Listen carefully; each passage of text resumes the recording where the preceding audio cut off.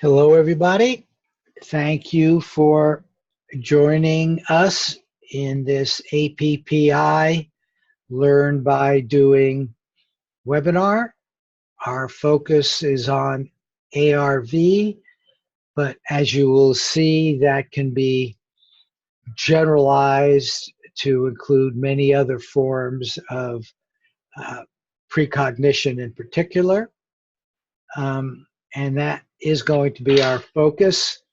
Winning Entanglements using the WE program.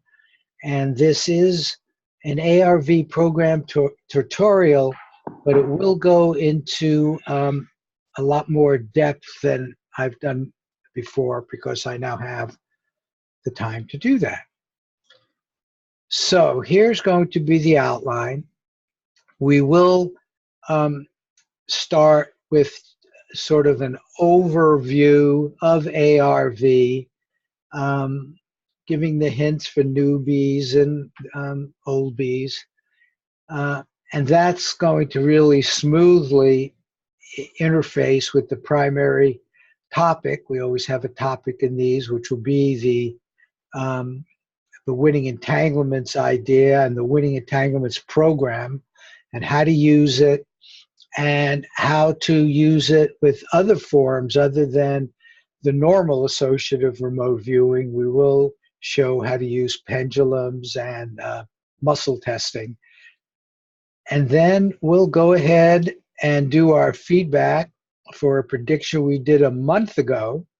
And then we will, in fact, make a new prediction for a month from now. So that's how we'll be spending the next few hours.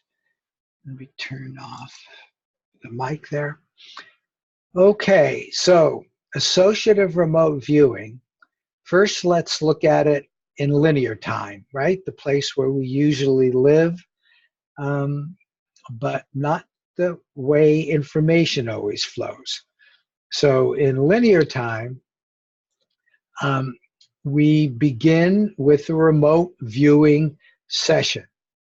Now, as you're going to see, and let me just put it on the table right now, remote viewing, when we're talking about remote viewing the future in particular, can be extended beyond what we consider the usual remote viewing that they did in the military, though they too use dowsing and things like that.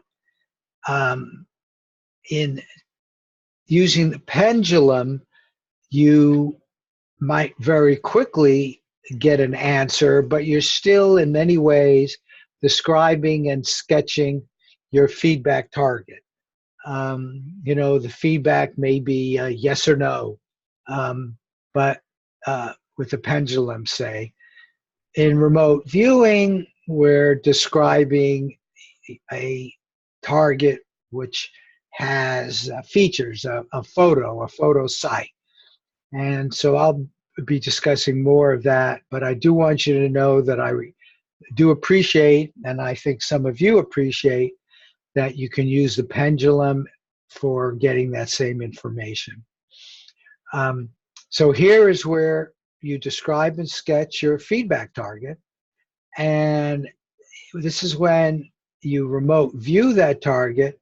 You create a transcript. In some cases, the transcript might just be a word, you know, yes or no, if you're using a pendulum. But there is one and only one target that you will experience during your feedback session, the correct answer. Now, here is the feedback session later in time, after there is some event which occurs. And here you do also describe and sketch your feedback target. Here you know the truth point. That's what makes this so important. We often say, and I'm sure you'll hear me say it today, that precognition begins with the feedback target, because this is the truth point. And we know that information, in fact, can go, one model is backwards in time or entangled. So this becomes a key session, this is where you see and experience the truth, the actual feedback. So you now have it in this time frame right in front of you, and you have your transcript, and you can compare them, see how you did. A very important part of all this in terms of actually using your remote viewing session and the feedback session is the analysis session, which results in a judgment of your transcript. Now let's talk about that. When you're making an investment decision, a betting decision on a game, an investment decision on some future change in prices of a financial instrument, we are doing what's called binary ARV. So in the financial cases, we'd be predicting up or down, and we use stops and limits. So it'll be up a certain amount or down a certain amount, whichever one occurs first. In sports, you might be doing over under in terms of a line, which would consist of the total score of a game, or a favorite with or without points. Those of you who do the sports betting already know about that. The key is that it is binary. So we're doing binary predictions. And guess what? That really gets associated with the fact that there are two possible targets. One of these possible targets is associated with up. The other is associated with down. So we are going to do this in the context of investment, but again, if you're doing sports betting, it might be over and under, team one, team two. Key is there are two possible outcomes. One target is associated with up, one target is associated with down.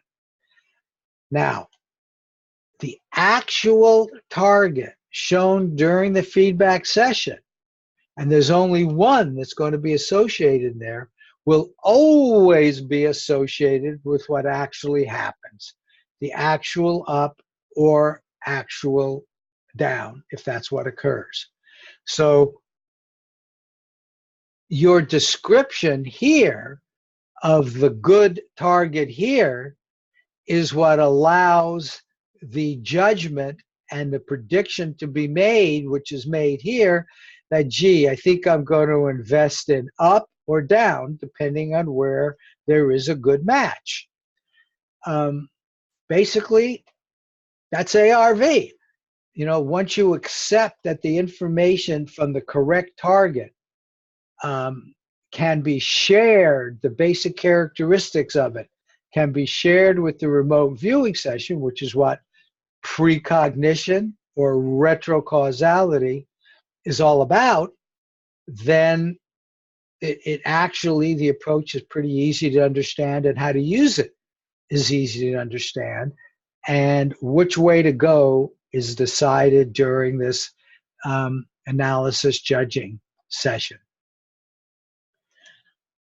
Now, in between the judgment, where you say, you know what, I got a really good match with the down transcript, so I'm going to actually invest in the down direction.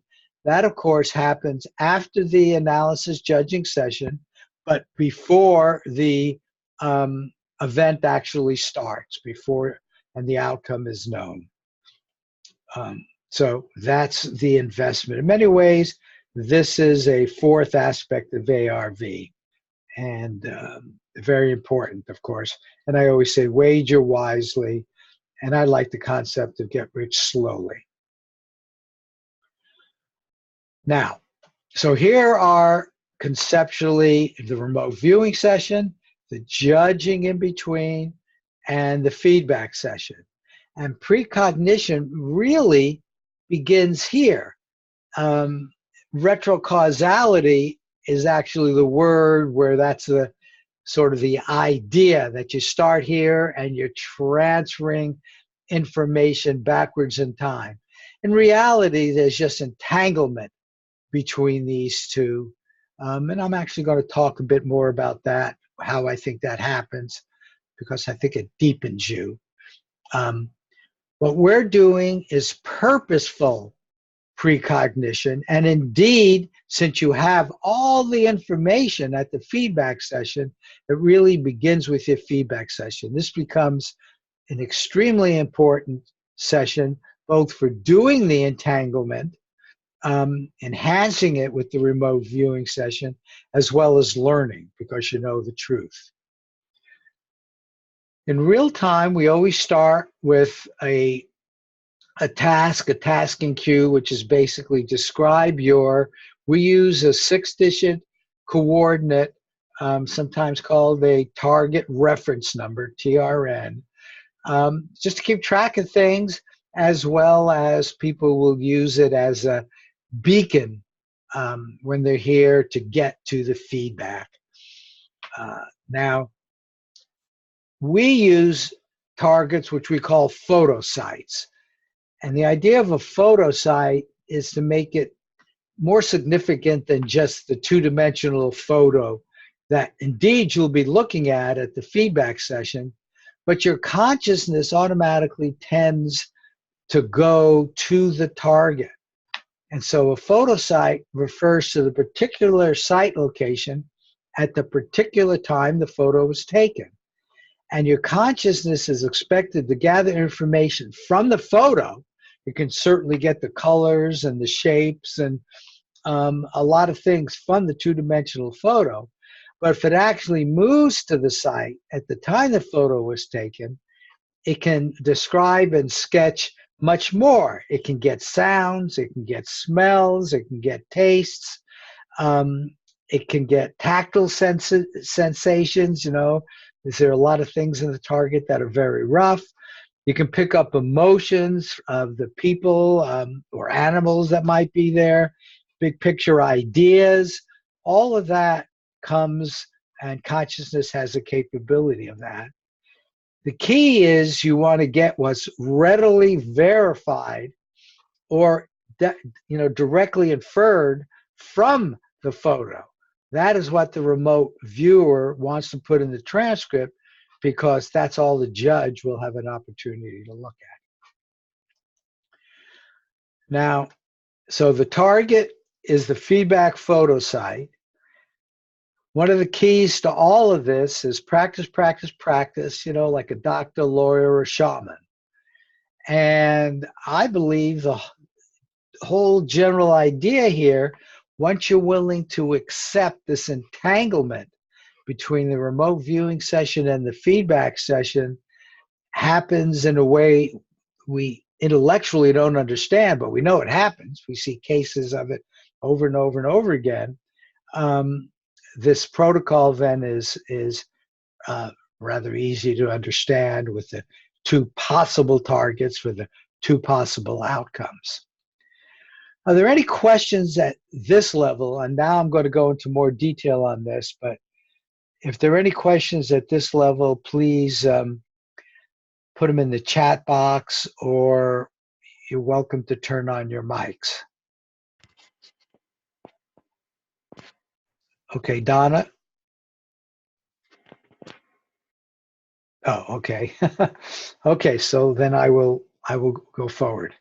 Okay, let's get into more detail now about the Winning Entanglement program, and what indeed are winning entanglements all about, and how might they be roughly modeled? Not in a mathematical sense, but in a big picture modeling sense. And I really want to get into all of that, because when I get through with this segment, I hope you really feel how deep you are to be able to be getting into this whole area, and that indeed you can do it and do it well.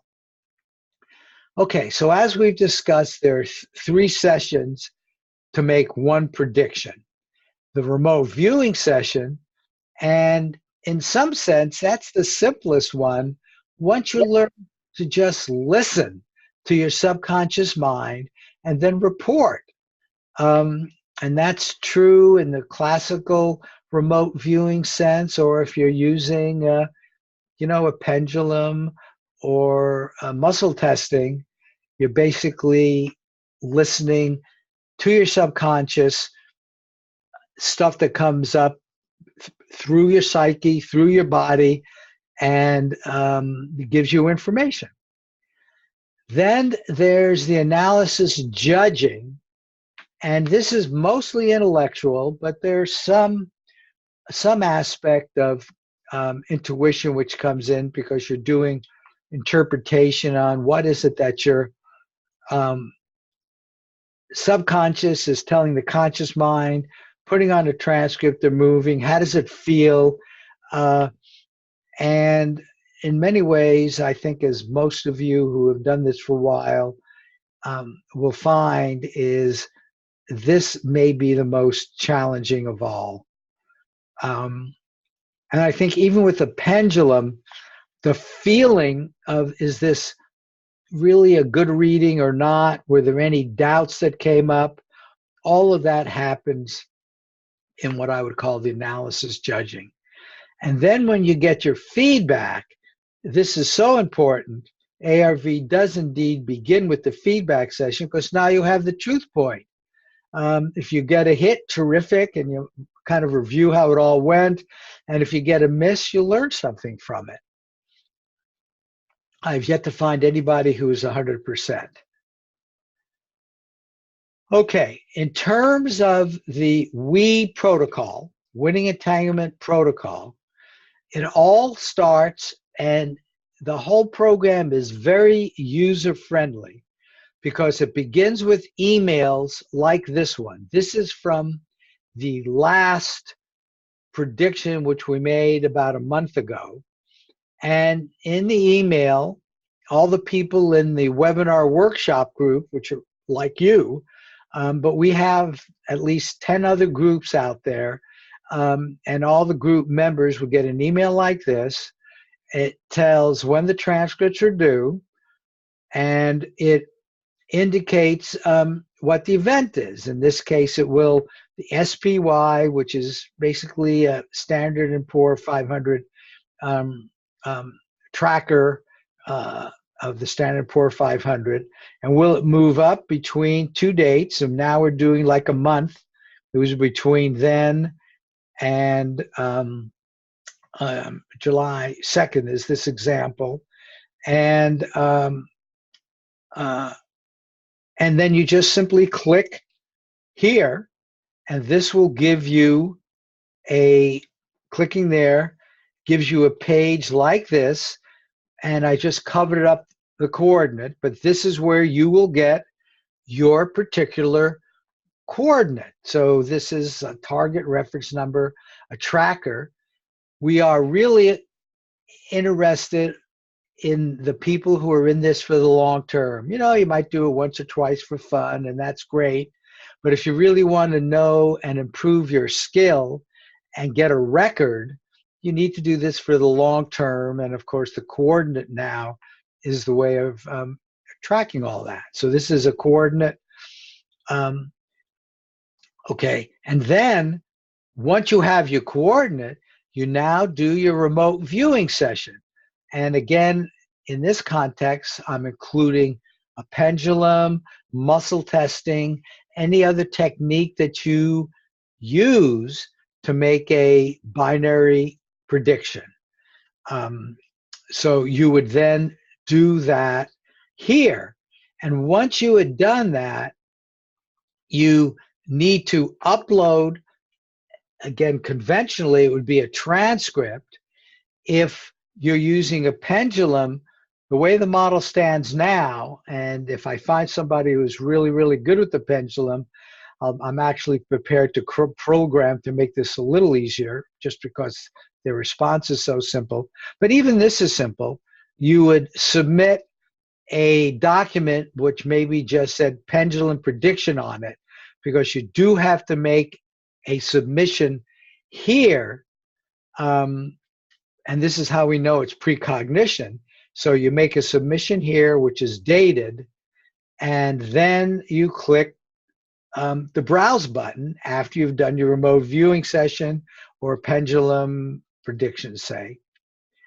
And then the classical remote viewing, you would choose, you have your transcript with all the words, and you would compare it, or you'd have an independent judge compare it, say, to these two pictures. This is just an example, of course. And your job would be to come up with a confidence ranking between 0 to 7. And I think I have the TARG confidence level here. And it's 0 to 7. We'll go over this in more detail when we actually do a prediction, but basically it's pretty straightforward. 0 to 2, 2 is sort of random. 3 says that you are getting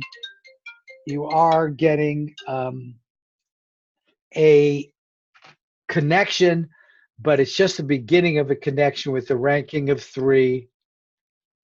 Then the ranking of 4 said you had good correspondence. Wagerable is 3.5. So if in one of those boxes you put 3.5 or more, you're saying it's wagerable. 4 says, yeah, more than 3.5. But 5 now is getting very good. Unambiguous, unique, matchable elements. 6 is, of course, now even better, and 7 is like spot on. I'll have more to say about that when we get into it. But the key is that there is a ranking system, which indeed you must use in the current system. And now, how do we connect that with other approaches like the pendulum and muscle testing, or other techniques for coming up with a binary choice? You know, I don't care if you, use a crystal ball. A lot of people, in fact, I have a person right now who's just dreaming, and he comes up the next day with a simple up or down based on his dream. So it doesn't matter how you do it. How do you get it into the system? Because all of these methods are accessing a deeper aspect of reality. You know, Ingo Swann and others have called it the matrix. I like to call it the universe of collective consciousness, the Akashic record. You're accessing in this with something which is bigger than your normal intellectual ego mind. You know, a lot of us call it the subconscious mind, some call it the superconscious, the higher self, the deeper self, a personal guide, angels. It doesn't matter, but it's something bigger than your normal physical self.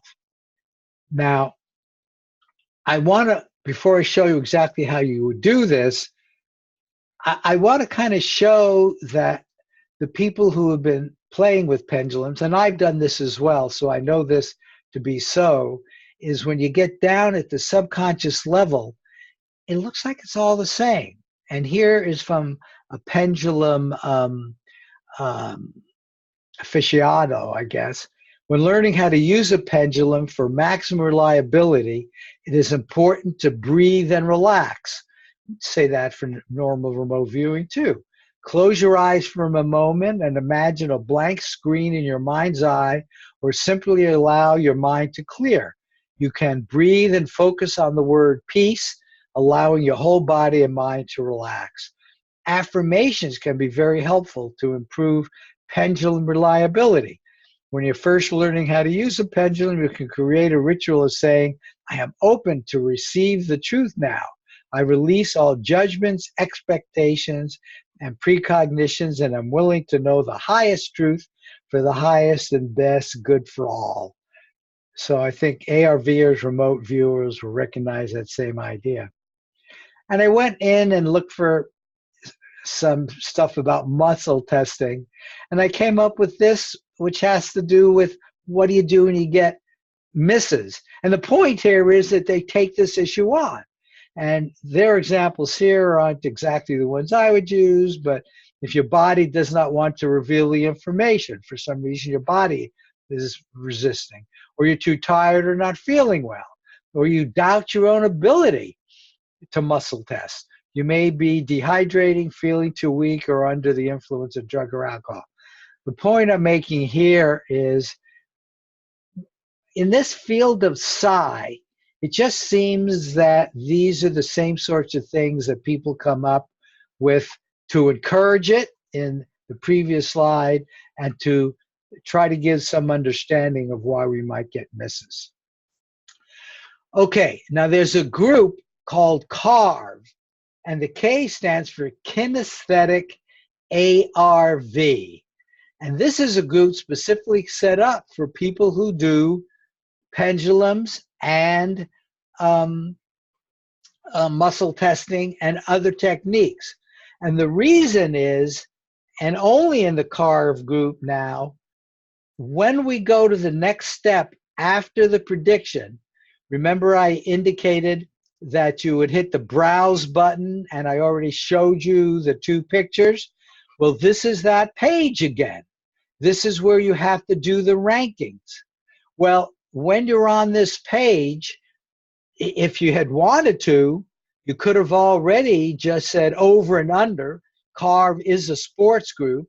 So notice here, it's telling you photosite A is under and photosite B is over.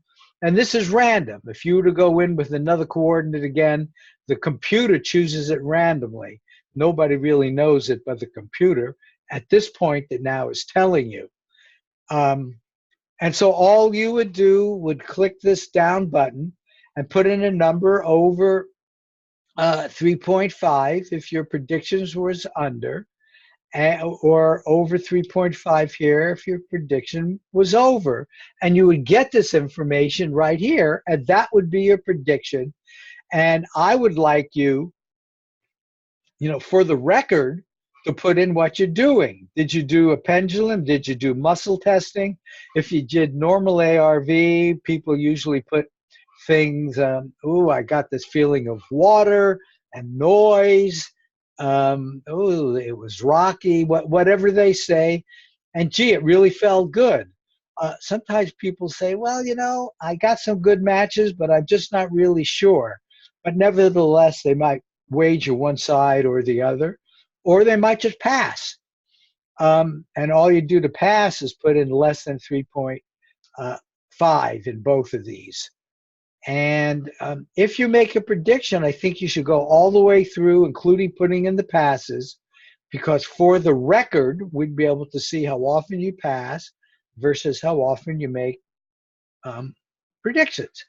But I think you can see that the way the Carve group is set up, it's set up for people who are using kinesthetic kind of approaches, like the pendulum, like muscle testing, and other approaches which they like because they tend to be relatively quick.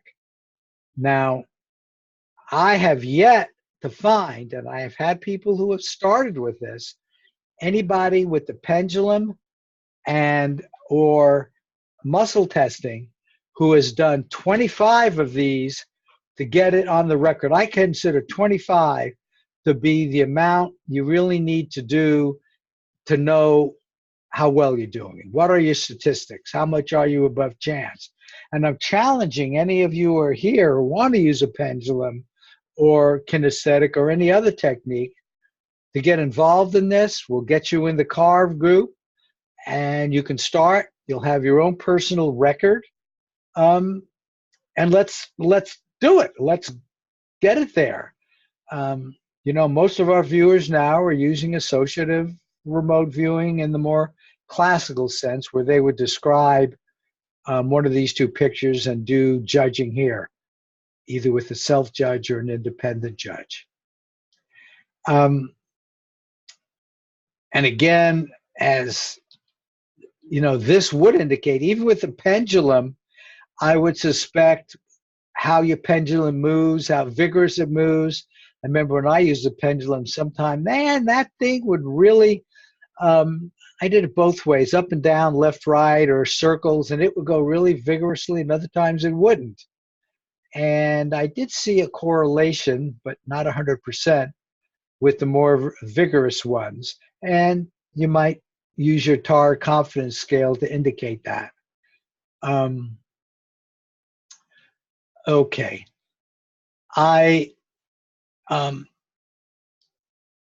Judging, now remember, this is a tutorial also for the people that do classical ARV.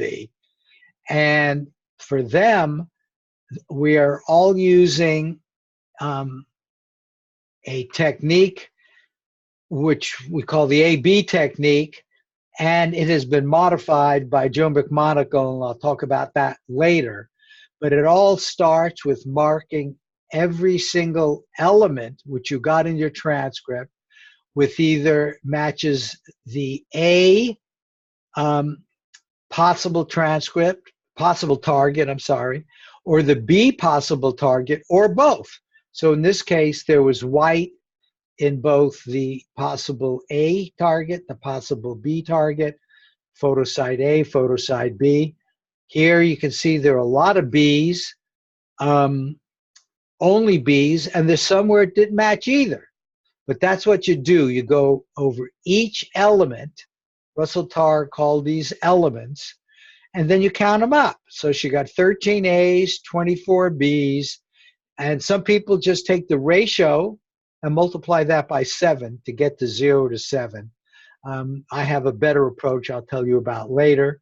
Some people, just based on the intensity of how good the matches are, will use the Targ scale words and give it a 0 to 7. Okay. What you will get, whether you're classical ARV or whether you're doing the pendulum or muscle testing, by using this technique, your notes are saved, but also what we call a hit rate chart is saved. Now, I recognize, and I hope all of you recognize, there's a lot more going on and a lot of positive stuff going on just in the process of doing this. I mean, you're getting involved with deeper aspects of yourself. And I truly believe that's the most important aspect of this. Learning how to get in touch with your subconscious, learning how to recognize when information is coming from the deepest part of yourself, from the matrix, from the UCC, as opposed to from the intellect. Nothing wrong with the intellect, but wouldn't that be great if you could recognize you're getting information from even a deeper, higher part of yourself? Well, all of that happens. Well, one quantitative measure, and the one we use for that, is called a hit rate. For every single one of your predictions, you have either a hit, miss, or pass. And this red curve measures the hit rate, which is the number of hits up to a given session number, divided by the number of hits plus misses. Passes are ignored.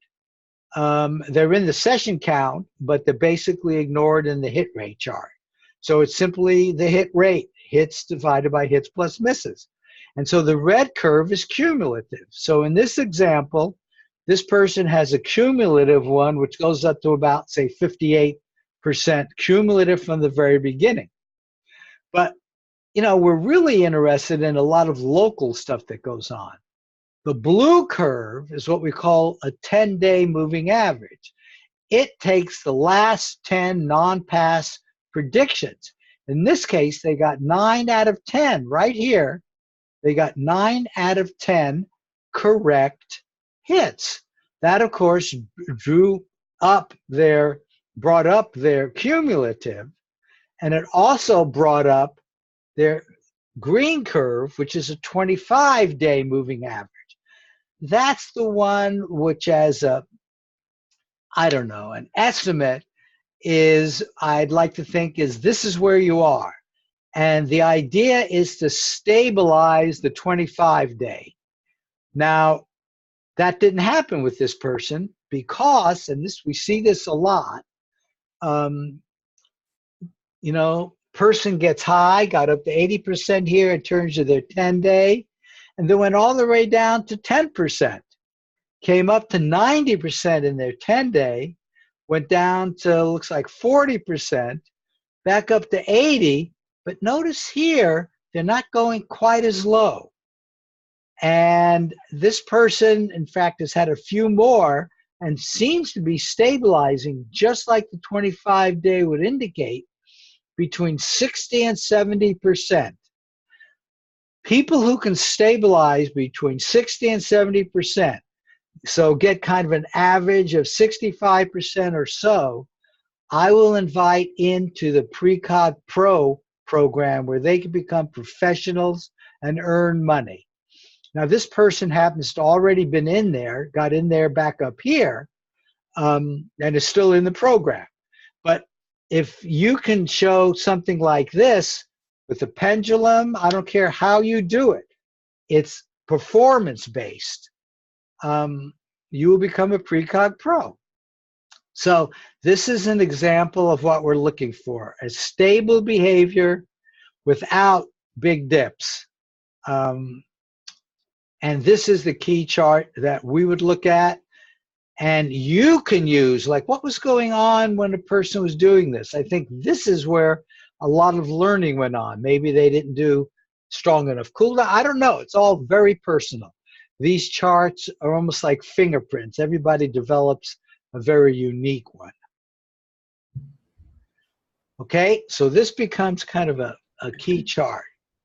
Now, all of this, Paula, I'm going to mute you. All of this, in terms of doing better and better and continuing to learn, I certainly believe this is something where there's always one aspect or another where you can learn and improve. And Joe McMonagle and Ed May, Joe is probably the best known public remote viewer who's done all kinds of on TV examples, as well as lots of workshops with me and many others where he's just shown remarkable talent. Ed May is a scientist that's been with this directly for a very, very long time. He took over after Hal Puthoff, who was the original one at Stanford Research, but he stayed with it through now and is publishing all the research. These guys concluded that intention, attention, and expectation play a very important role, that was the way they put it, in the success of both application, which is what we're doing, and research. But the application part and what we're doing in many ways is research, because we are applying this over the long term. That is our objective, not just because a lot of people have done it over short terms, many with some good success, but we're going for the long term here. Intention, attention, and expectation. Now, the other one which I want to add right after that, and I believe it is just as important, has to do with beliefs. So I would add beliefs, your belief system, which is often rather subtle and sometimes contradictory deep within you in your kind of psyche, is very important. I love this statement, which we've seen in many forms. The only thing limiting us in life is our limiting beliefs. Change your beliefs, change your life. And you can do that. I'm going to talk more about that later. But focused expectation energy, focused intention energy can reprogram your beliefs, reprogram your belief systems. For example, at some point in time, if you don't automatically get up to a 75% kind of hit rate, you know, I'm happy with 65%, but we really are looking for people who will get up an average between 70 and 80%. What are your limiting beliefs about being at a sustained 75% hit rate? Well, I'm at a 60% hit rate, and I don't believe I can do any better. A lot of people may very well believe that because that's where they are and they see that in their charts. Or some people will say, I've got to intellectually understand this before I can improve because I don't know what to do.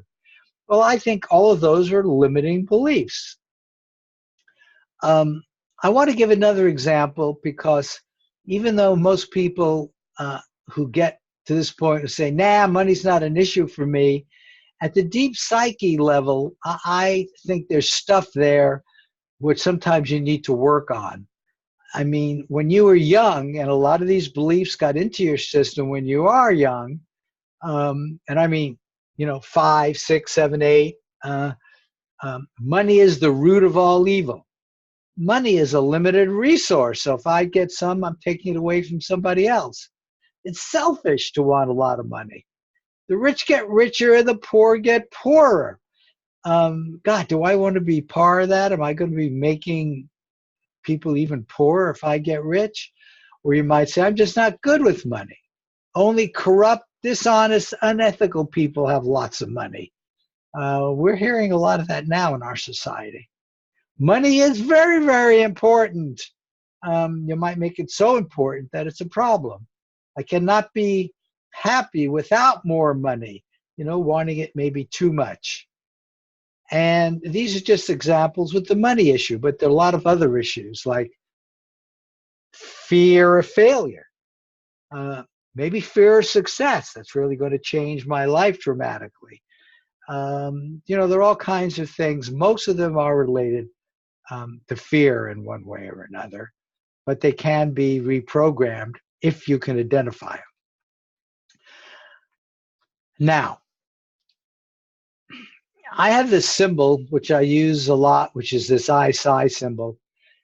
We all have inner different personalities. You're different with your parents. You're different with your kids. You're different. You have like a work personality. If you're playing sports, you have a sports personality with your buddies. I think we all recognize that. Well, you have a Psi personality, an ARV personality, a pendulum personality when you're doing Psi. And I want to indicate to you how I believe you can improve that, because there was, I thought, a very important study done by Scientific American, reported in Scientific American, which relates to what we can think of as a mental martial art. All of the Psi work is like a mental martial art. And I think you believe that expertise in the general sense of ARV is no different than an expertise in sports, music, or chess. All of these are kinds of, arts, things you can learn. And that is what they study. And these sub-personalities are with us. And I think recognizing that you can consciously build it can be important and increase how good it is by recognizing you're doing things to improve it. So here's the expertise creation process. Now, it's a combination of intention, emotions, feelings, thoughts, beliefs, expectation. We talked about intentions, expectations, attentions, but in that article, they also talked more about emotions and beliefs, and actions in a harmonious, effortful fashion. This word effortful was kind of a new word for me when I first heard it, and it is the key to this. The meaning of effortful is taken from a Scientific American article, Secrets of the Expert Mind. And here's a quote: "What matters is not experience per se, but effortful study, which entails continually tackling challenges that lie just beyond one's competence." Continually tackling channels that lie just beyond one's competence. There's always more to learn. You can always do a bit better in one aspect of your game. Even the novice engages in effortful study at first. And I think all of us have heard and most of us have seen beginner's luck. They're just trying to learn it. You have no choice but to continually tackle the challenges just beyond your original competence because this is brand new to you. In contrast, expert in training keep the lid of their mind's box open all the time, always doing this effortful work. Thus, motivation appears to be a more important factor than innate ability in the development of expertise. That is their conclusion, probably still considered controversial, but I certainly believe it. And I believe you need to believe it and make that part of your belief system if you're in fact going to expand. And you should always be looking for ways of getting better and better. Okay, I now want to go even deeper into this because as a physicist, I have no choice to try to understand this in the deepest way I can. And that's what I'm now going to give you. But I believe this deep understanding will become or can become part of kind of your whole improvement and learning process. I believe it can assist you in getting better and better and deeper into your own consciousness, and that'll show up in your hit rate. Okay, right here we have the universe of collective consciousness. So that's what the UCC stands for. And it's a circle. But what this circle contains is the whole universe of consciousness. Now that includes every little thought. I often say anything which touches consciousness in any way. I don't know how to use the words to make it as broad as possible. But past, present, future, time is in there as a thing because time is something that consciousness touches. But any conscious entity, anything which consciousness touches here, other planets, other galaxies, is in here, past, present, and future. So it's the broadest you can imagine. And that's why it's like a circle without a boundary, because you can't ever be separated from this. There's no boundary there, because if you were to imagine something being outside, as soon as you imagined it, as soon as you did any hypothesis, as soon as you thought you or anybody else had a sense of it being outside this UCC, it's automatically inside. So this is, I draw it as a circle, but it's a circle really without a boundary. There are no boundaries in this circle of the UCC, inside or outside, because there can't be. There are no separations. So it's sort of a harmonious, non-physical idea. That's what the UCC is. It comes from this idea that consciousness is fundamental.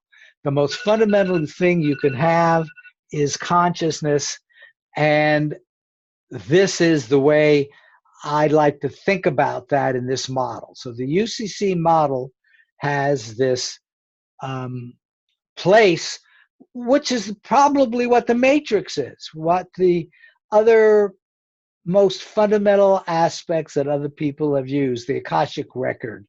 I'm not saying it's anything really different than that, but by calling it the universe of collective consciousness, I think it clarifies it. At least it does for me. Anything consciousness touches, and nothing can be separated from that, again, in the non-physical world. But what do? We bring things out as being separate. This moment right now is kind of a separate moment which has come out. We think of it as being separate, but yet it certainly has fuzzy boundaries. When did it start? When did it end? The screen you're looking at, you think of as being a separate thing. Well, but it has a fuzzy boundary when you're in the physical world. So these are things in the physical world which have somehow come out of the UCC. Well, here is where entanglement energy comes from. There's an entanglement energy between whatever this thing is in the physical world with the UCC. And I see it as having two main purposes. The first one is to maintain this illusion of separateness. It's using energy. I don't know what other word to use. Energy seems to be the best word. To maintain the fact that this monitor I'm looking at right now is a separate thing. That this moment, which, it's just passed. Here's another moment. Nevertheless, in its own time frame, it seemed to be a separate thing. But there's an illusion of separateness, and this takes energy. This monitor certainly seems to be rather stable here. How does that happen? Where did that come from? Well, that's what I mean by entanglement energy. It's entanglement between the UCC and the physical world.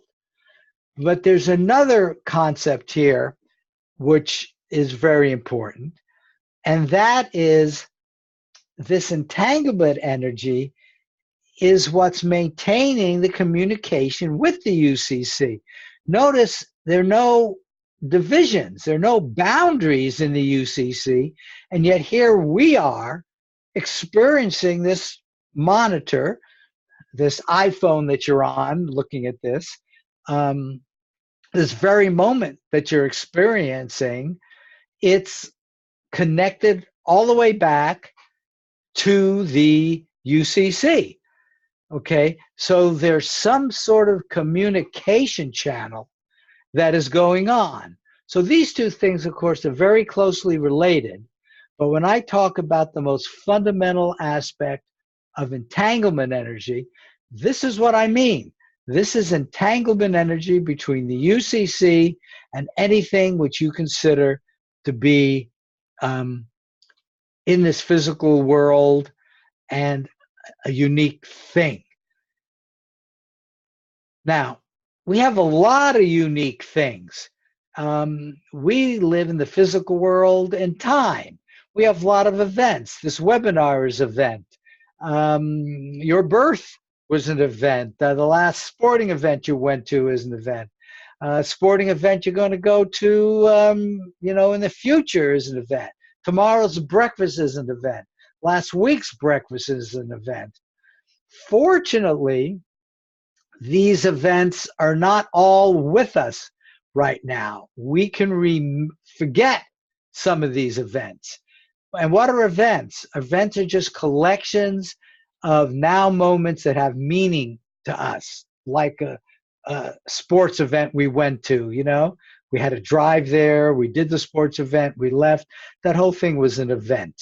Okay, but we can ignore events. You wouldn't want all of them to be in your conscious mind right now. And so that's like you're able to decrease the entanglement I was talking about in terms of your conscious mind. You can ignore those. But what you can also do is you can increase entanglement with events. For example, just to choose one out of the air, what if you're doing a remote viewing session and here's your feedback session? Who cares that it's a later time? These are two events in the UCC which each have their own entanglement with the UCC, but they're entangled together also in the physical world. And you can increase that entanglement. Your consciousness creates what actually a physicist has called a handshake a quantum handshake with these two events, and this can enhance the entanglement.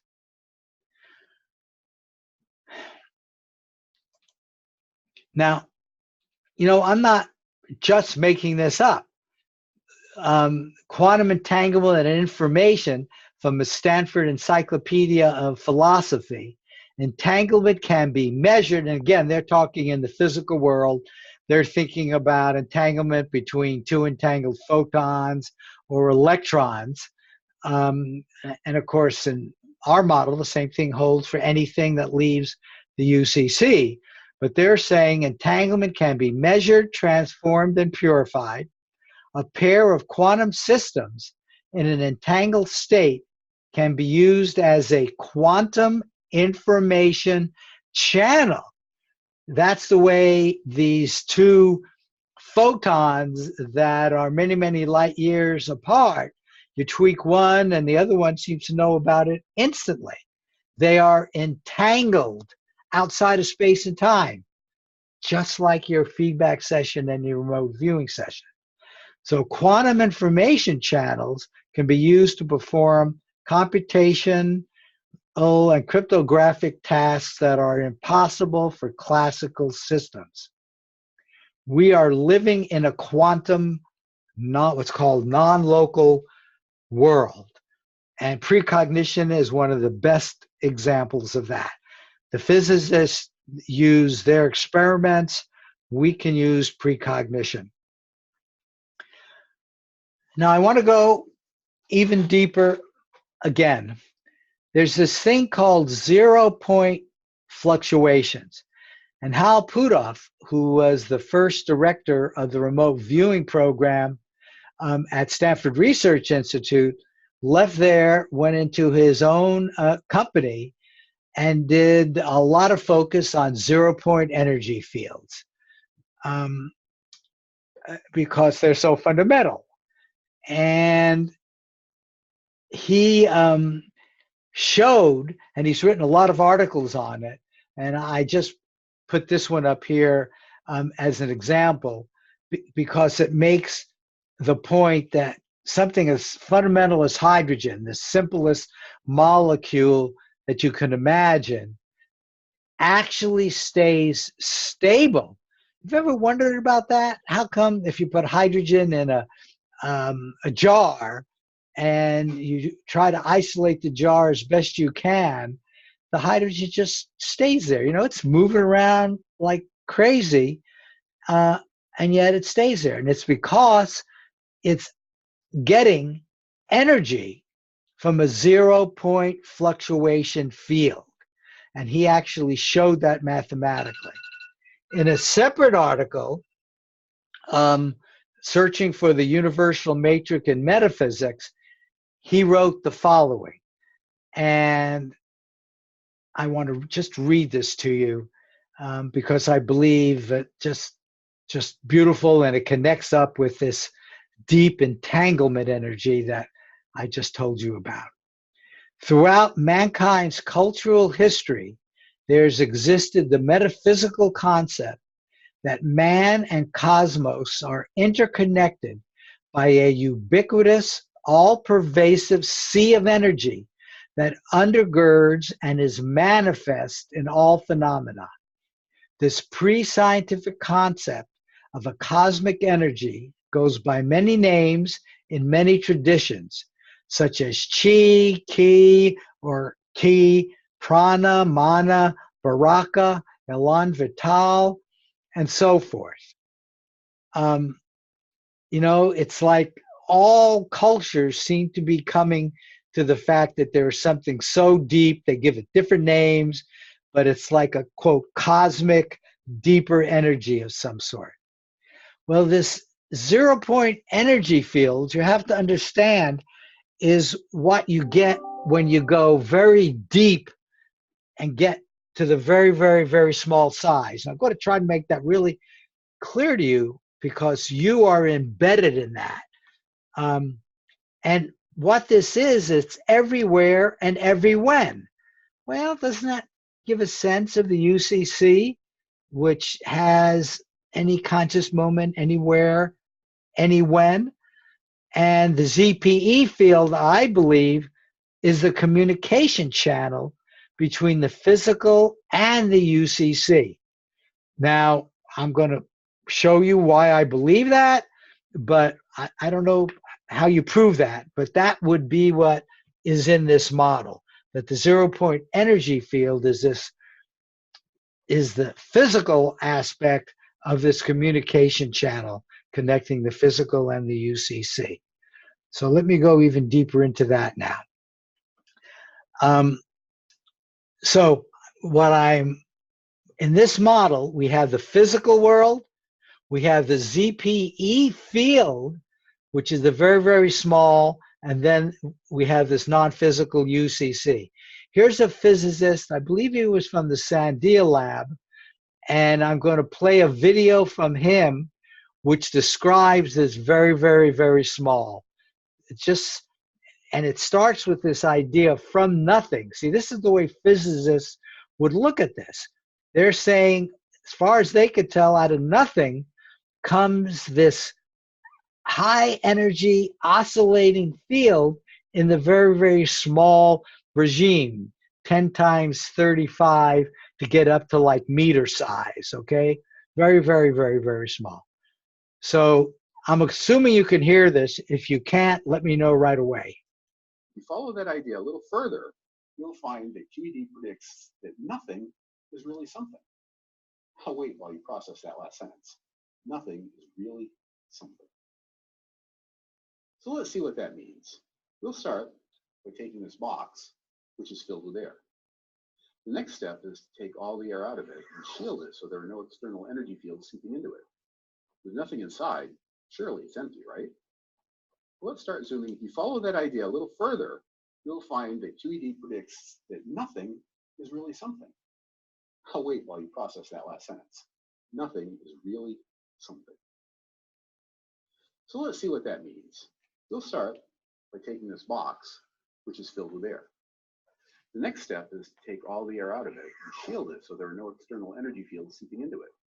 With nothing inside, surely it's empty, right? Well, let's start zooming in. Maestro, can you zoom a bit? No, not seeing anything. Maybe a little more? This isn't getting us anywhere. Time to pull out the big guns. Maestro, can you do the quantum zoom? The image you're seeing gives you an idea of the smallest quantum reality. The flickering colors represent the constant creation and destruction of matter and antimatter. Electrons and antimatter electrons, quarks and antimatter quarks. They are created from nothing and disappear back into nothingness. We can see that when we look at what is going on at the smallest and most quantum scales, that empty space is actually extremely busy. Scientists have a name for these effervescent subatomic objects. They're called virtual particles.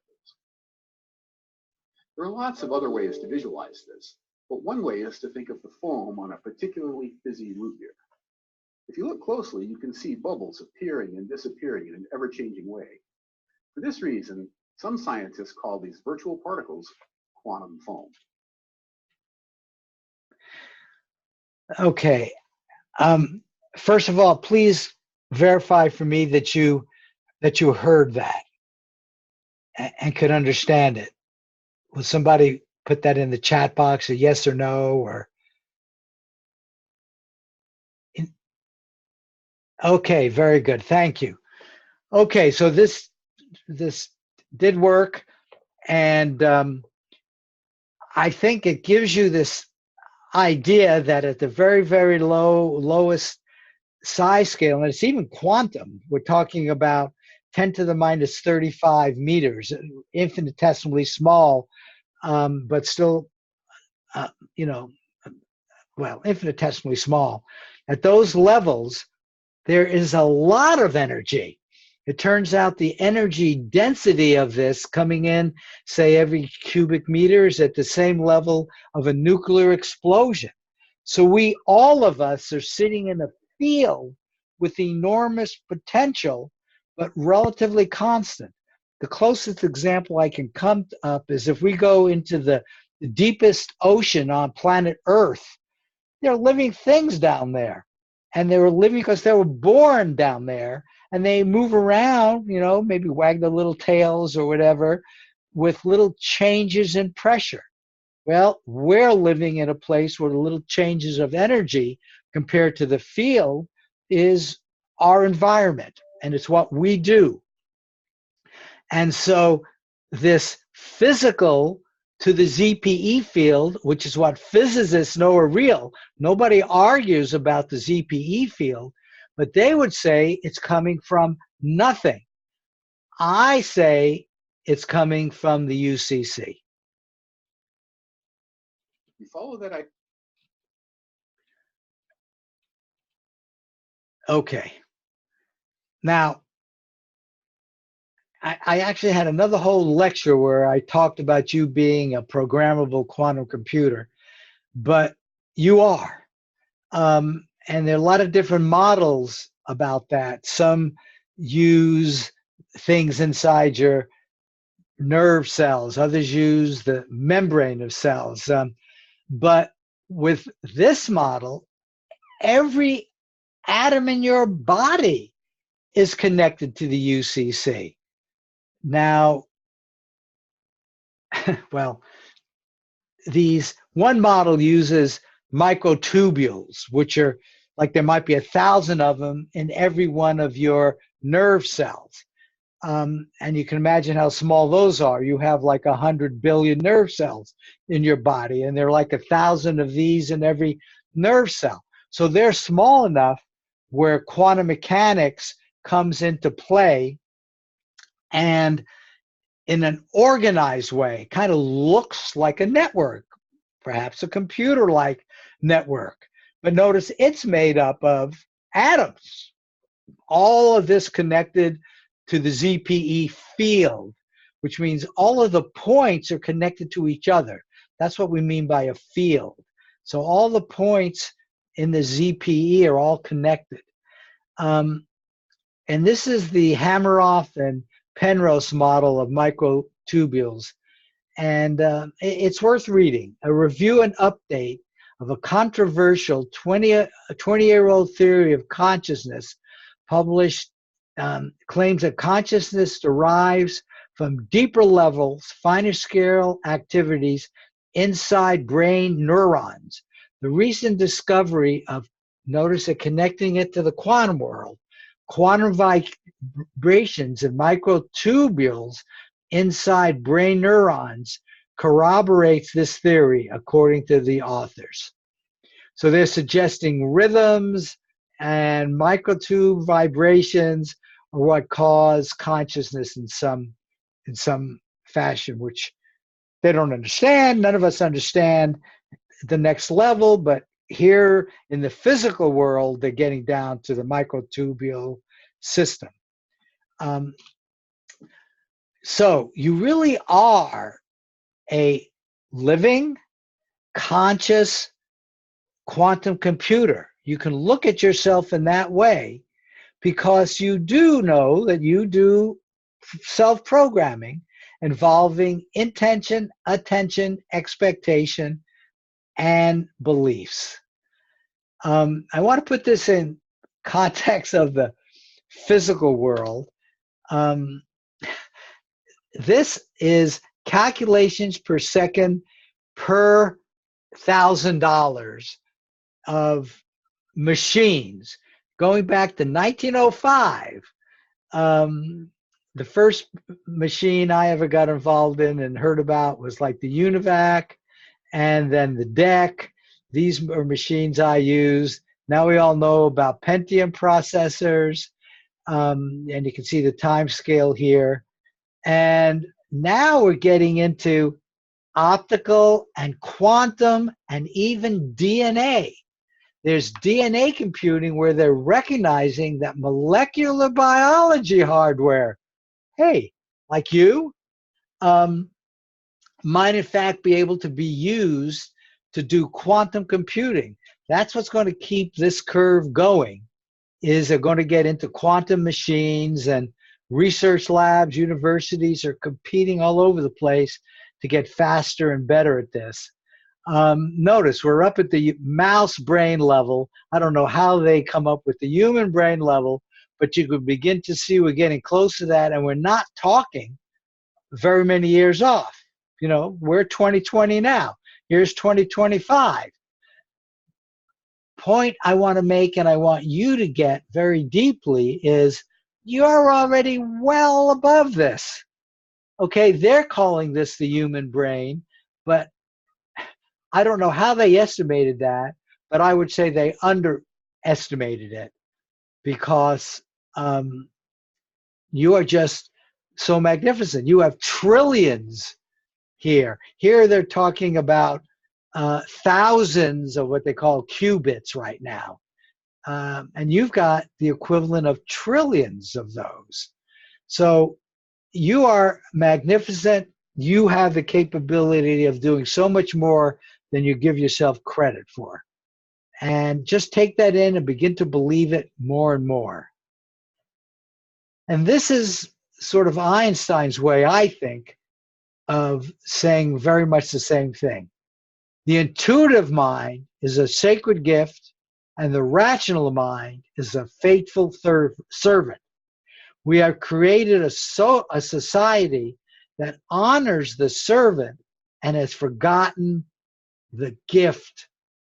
And that's the gift of this deep intuitive mind that's connected to the UCC, connected to the matrix, connected to the deepest aspect of reality. Let's go back to ARV. Okay, we have our remote viewing session. We have our feedback session. These are entangled, whether this is classical, whether this is pendulum.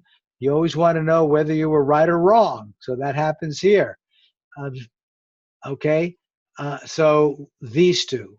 Well, your subconscious mind, the deepest part of you, is where this information is coming from. And there is this like entanglement handshake, which is outside of space and time, which connects these two. But guess what?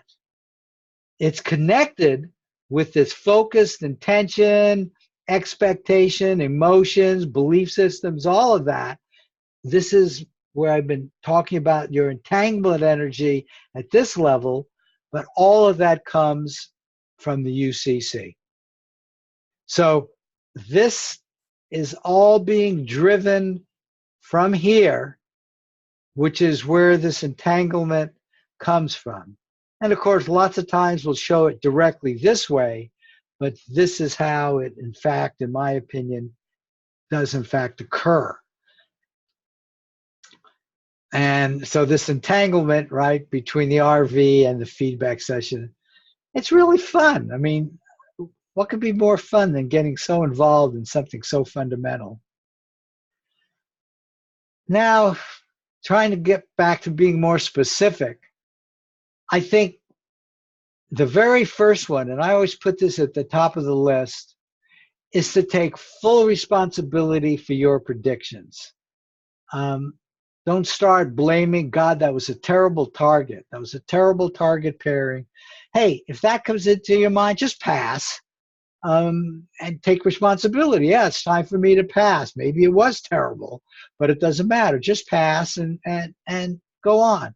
The fact is, you are capable enough that even if it was a terrible target, you could get it. Ingo Swann got 8 out of 10 targets that were only differentiated by the fact that there were 2 different kinds of graph paper.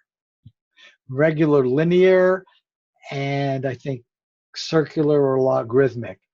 Had nothing that we would call interesting, and he got 80%. And you're going to say, oh, well, that was Ingo Swann. Hey, you got a trillion qubits in you too, and I believe you can be as good as Ingo was. And Ingo, in fact, had to work at it. The other ones are at the level that I always like to talk about, but Julia Mossbridge summed it up very nicely when she said it's an inside job. inside your being, inside your deep being.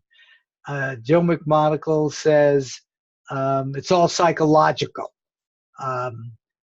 And what does this all mean? This means stay alert, pay attention to messages from your submerged conscious mind, your subconscious mind, your higher self, whatever you want to call it. Feel free to meditate a lot and ask your subconscious mind questions on how to improve your hit rate and enjoyment. Okay? And you want to keep this as being challenging, as fun. If it's a pain, and it's going to be a pain sometimes, just like with a lot of things we do, but overall, you should be getting enjoyment out of it. And in terms of getting better, what better source? After a while, I don't think you should be going to outside people, because the answers are very personal to you. There might be blocks, etc. They're personal to you, and your subconscious mind has the answers. And then this whole idea of using an effortful approach to work to increase and sustain your hit rate is so important. Have that with you all the time. And you should be doing this. And you might want to start with an assumption, you know what? I'm going to go for a 65% hit rate. I'm going to try to level up between 60 and 70%. Hey, that's pretty good. And then once I get there, I'll increase it. I don't think you should start at 100%. In fact, you should start wherever you are and work to increase from there. And use your hit rate chart as a really good guide.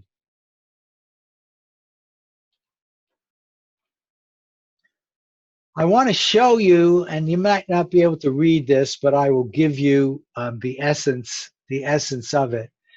This was the Applied Precog program results from 2015 through 2017. After 2017, we went to a new compensation format, which if you become a Precog Pro, I will tell you about. To become a Precog Pro, you need to get up to the 65% sustain rate, 60 to 70% sustained is what I'm looking for to introduce you into this, and then we'll work together to get you even higher. But back here, the Precog Pros who we did bring in terms of return on investment, and app provided all the investments except for the very first one where we both put in 50-50. But all the 2000s, which are all the others, app, and in the future, anybody that comes into APPI, do not have to put up any money. We want your talent. We will invest based on your predictions.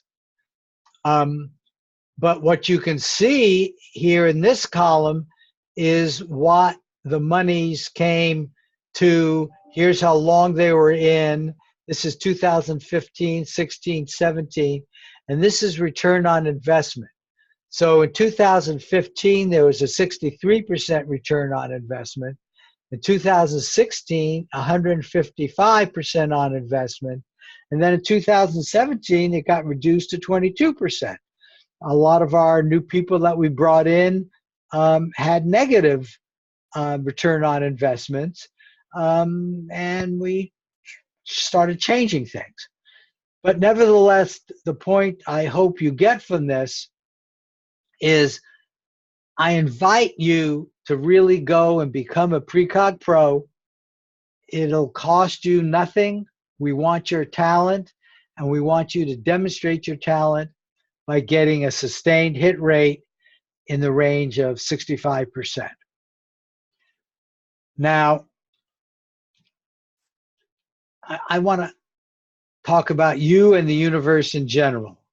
Here, the circle is our UCC, Universal Collective Consciousness. Here you are. You're a thing. In the physical world is the way you think of yourself mostly, but guess what? You are intimately connected with the UCC, just like everything else. There you are, intimately connected with the UCC. Every part of you has the UCC in it. Every nerve cell, every microtubule, every molecule. And through the UCC, you are connected to everything else. That's how Indians were able to get information from flying eagles, because they knew how to make that connection. This is how ARVers connect with their feedback sessions when they do their remote viewing sessions. This is how pendulum users connect with the correct answers. I want to read a quote. This is from Skip Atwater, who initiated and headed the remote viewing Army unit. This quote comes from his book, My Ship, Master of My Soul. Some say that we pass from the spirit into the physical at birth, and conversely pass from the physical world into spirit at death. I say that we never pass from the spirit. Okay, that completes what I'd hoped to do here. Let me see if there are any questions or comments into this up to this point.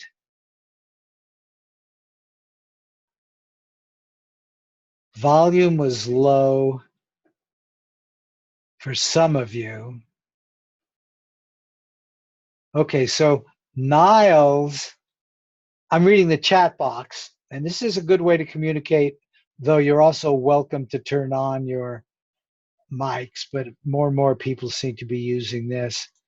I don't know what happened, Niles. I don't know if you could have turned up your volume, on your machine, but I'm glad that it looks like most people are okay. Okay, well, sorry, Niles. Okay, any other questions about the whole segment? Well, someone asked me to do weeklies. Well, no, what we really do are dailies. Get into one of our financial groups, and the financial groups get involved with daily movements from the opening with limits and stops. And then we have 5 groups or more actually that do, and then we have maybe 3 groups that are doing sports. But we have a lot of groups that are doing financials. And those are daily, not weekly. The only one that does more than daily is this one that does monthly. And I'm just not up to doing weekly webinars. Okay. Also with stops and limits, I'm not sure I would want very big stops or limits on a week. If you're wrong, you could lose a lot of money in a week. The nice thing about doing it within a day, you can do reasonable stops and limits. But if somebody wants to become a manager and do something for a weekly, give me an email and we'll talk. Send me an email, and someone asked, how do I get into the financial group? Send me an email. You have my email address, and I will forward it to the person who does this, and she will get you into these groups. Pay per month when accepted into the professional investment group. If you get into the Precog Pro group, it depends on how good you are.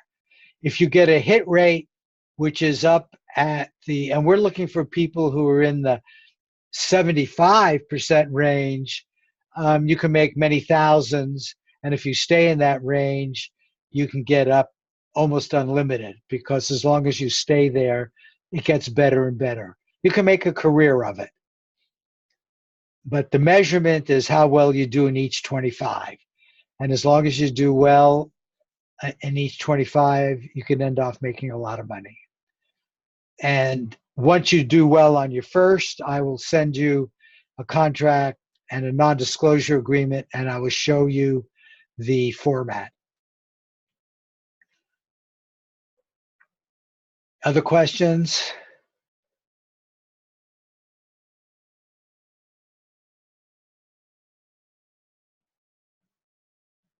Okay. Okay, so let's now move on. I think you have a sense of this. So now what we're doing is feedback from what happened last month. And as you'll see shortly, because after this we'll be doing a prediction for a month in the future, and that's sort of the style of these, which I do the first Wednesday of a month. So this is feedback. This was the tasking email. Remember, it starts with the tasking email. The protocol is really easy. All you have to do is sort of click and then put in your email and follow what are simple instructions. And sometimes they don't look simple because of too many words, but mostly after you do a couple of them, there's no problem for most people. Like here, all you do is click on here. And here was the tasking for the last one. From July 10th to October 6th, which I think was yesterday, with the SPY, again, this is the Standard & Poor's 500 index divided by 10. So that's what the SPY does. It is what's called an ETF, but it's basically a stock that maintains as close as it can, and it's very close to 1/10 of the price of the Standard & Poor's 500. So will that move up between this period of time? You click there, and it asks for your email address. These people got, and just like you will in every group, this happens to be for the webinar workshop group, but this is exactly the same as the financial groups or the sports groups. You would get a particular prediction. And then now, notice this went until yesterday. So it was only until yesterday that I knew the outcome. And remember, the prediction was from the 10th of July to October 6th. Well, you may not be able to read this, but the dates are down here. These are showing the volume in many millions. This is probably hundreds of millions. This is why we use it. It's very widely traded. But this is July 10th, and this is the price. The price was like 298.61 on July 10th, and then yesterday it closed at 287.80. So clearly it was down. So the outcome for the question was no, it did not move up. So this is how, and it was only until yesterday at the close that we knew what the outcome was. And in financials, you would get the answer from graphs like this. Okay, so some of you, so then another email gets sent out to all the members of the group so they could get feedback. So this went out just yesterday, and some of you got this feedback. And if you did, you just would click on this, put in your email address, and go ahead and do your feedback session. And you can do that now. In fact, let me click on this just to show how easy it is.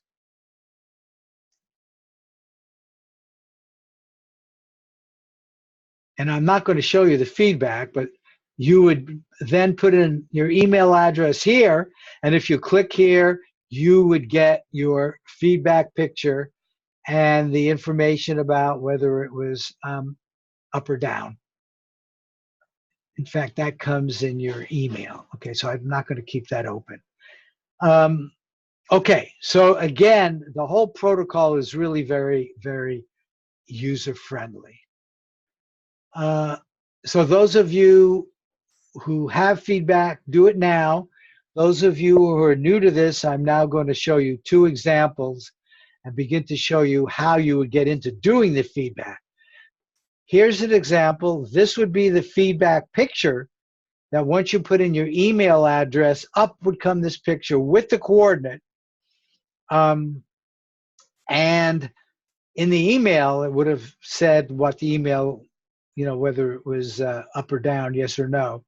But this being the picture for the classical ARVers, this is the transcript. Now, if you were a pendulum person, you might have just said yes or no. If you were a pendulum person, and some people do this, they use their pendulum over the 2 possible pictures. And is this the photo that I'm going to be seeing as feedback, yes or no? And then they could do it on the other one and get confirmation. Others think that might be front loading, whatever. It's up to you to figure it out.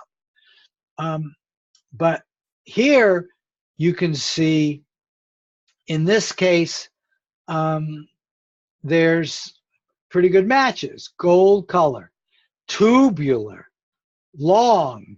I don't, it looks cold. It's certainly metallic, thin, electric. This thing does plug in. Hardware, man-made, metal object. I thought fast moving was interesting because that's what this is. This is one of those tennis things that will throw out tennis balls. Utility. The other thing which is important, and this is true for everybody, Niles put in his comment box, notice in the box where you need to put in your confidence rankings from 0 to 7, he wrote, I was right on about the metallic tubes, but he happened to get a strong AOL of an airplane, which he wrote down here. That, to him, was his mind saying that was an airplane. I happen to think that might be looking at the balls coming out. Neither of us will know, but it doesn't matter. There's enough in here that's correct. Point of analytical overlays. Let me say it now because that's so important. One of the biggest benefits, in my opinion, of doing this work is that you begin to get a sense of when the conscious mind is getting information from the day-to-day ego, intellect kind of mind versus the deeper subconscious mind. They have a different feeling about them. And of course, when we do precognition, it's the deeper mind that we're interested in getting information about. When you get a sense coming from the intellectual mind, you label it as an analytical overlay.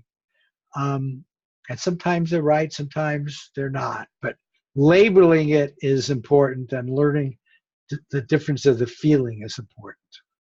Here's another example.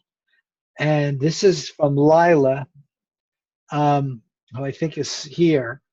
In the text box, and this is so interesting for judging, I actually have more precepts for the photo site A, but the ones for photo site B are stronger. See, this is where you make the judgment, which is not only the number of matches, but kind of their intensity, and do they give you the major gestalts. And I'm going to be talking about that shortly, and that's why Joe McMonagle adds to all this. He says getting the gestalts, the big picture, is really important. You might get all the colors, white, this and that, but you might not have gotten the fact that there was like smells involved. I got scared, excitedly scared when I saw photo site B because she got the smells. They were spot on. I had an independent judge verify my target choice, so I feel confident. So that's really the good kind of stuff to put in there because she felt confident herself. And I believe, and this is controversial, that you can get to the point where you can say, I feel really good about this one. Everything matches. I feel I judged it well. I have high confidence in this.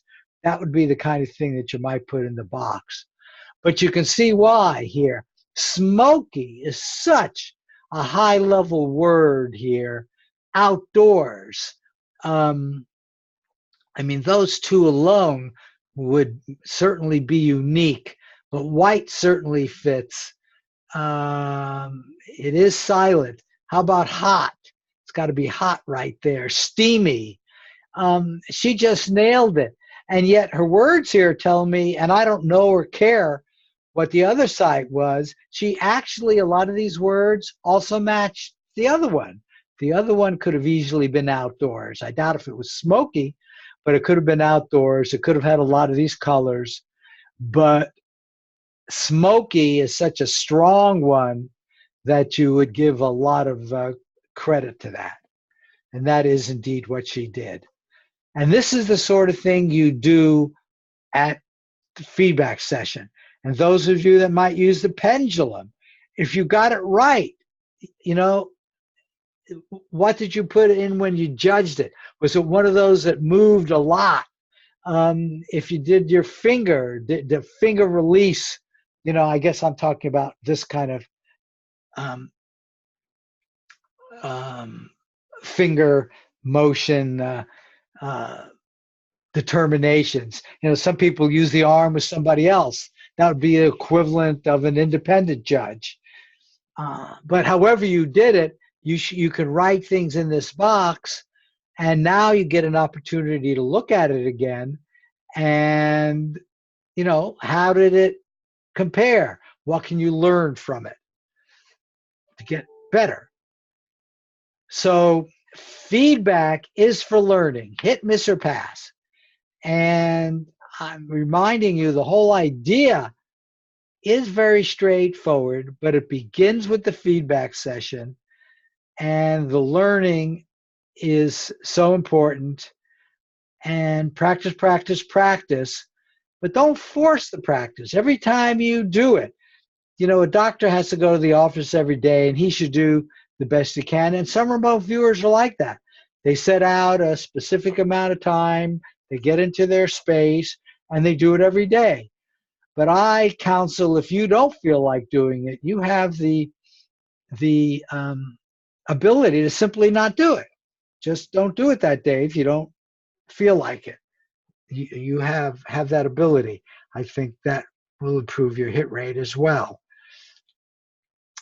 Okay, now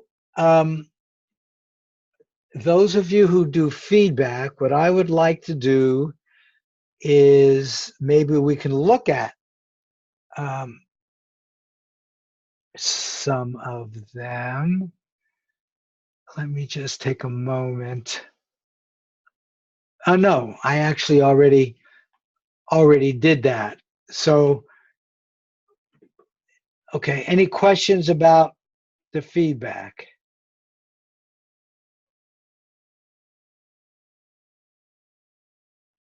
I'm just trying to think, you know, as I say, it's so important, and yet I didn't spend a lot of time on it. And you want to know something? Most people end up spending more time on the judging session where you actually make the prediction than either the remote viewing or the feedback session. That's been my experience. But the feedback session is not only a matter of time, it's sort of intensity, really getting into the photo site, getting into the earlier experience, entangling it all together, and going away with learning something. In the classical ARV, I always ask people to put down a little more, even when they get a hit, put down a little more than they put down before. Don't you wish you had said this about the target? Gee, how did I miss water? Get in and put water and get the feeling of water again, just reinforcing it to the sub, for an example. So you actively work it. You don't just, you know, look at it quickly and move on. Okay, any other questions or comments about feedback? Okay. How would you like to do a new prediction? whatever technique you're going to use. So now let's do that. So I sent out this tasking. Those of you who are members of this group already got it, but it doesn't matter because those of you will be able to go to it now. And as I said, the specific member, this is for the webinar workshop, whatever group you're in, it'll be exactly like this, where the event will have a name, will be called out, will the SPY be down? And this is the first time on the monthlies, because you saw the chart, the stock SPY really took a big dip, and it ended off yesterday at 287.80. So I'm wondering if it'll go down even further by 10, which is a pretty big move for it. It's like a 3.5% move or something like that in the next month before September 3rd. September 4th will be my next Wednesday webinar. So that's a tasking. But the line of 10 is both down or up. It might go down 10 or it might go up 10. I don't know which is going to happen. That's what you're going to tell me with your prediction.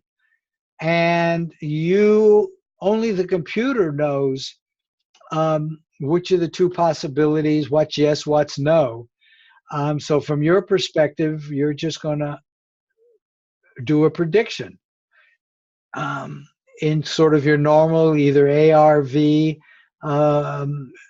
sort of classical way, or with the pendulum, or any other approach. Okay, this happens to be this link, which is not hot here, so I just copied it and made it hot. I'm going to click on it, and then I'm going to put it into the chat box. Okay, wait, let's make sure. Let me see if I got that. Wait, I've got a private here, which I don't want. Submit to everyone. No, I did not get it. What do I have to do? It disappeared from here. Ah, there it is. Okay.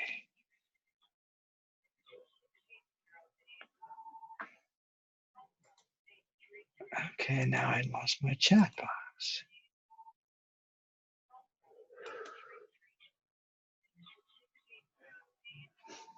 I don't know why this happened.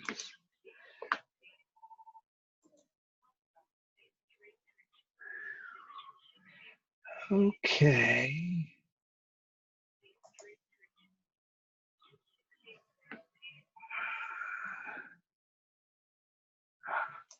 Okay, I've got my chat box back.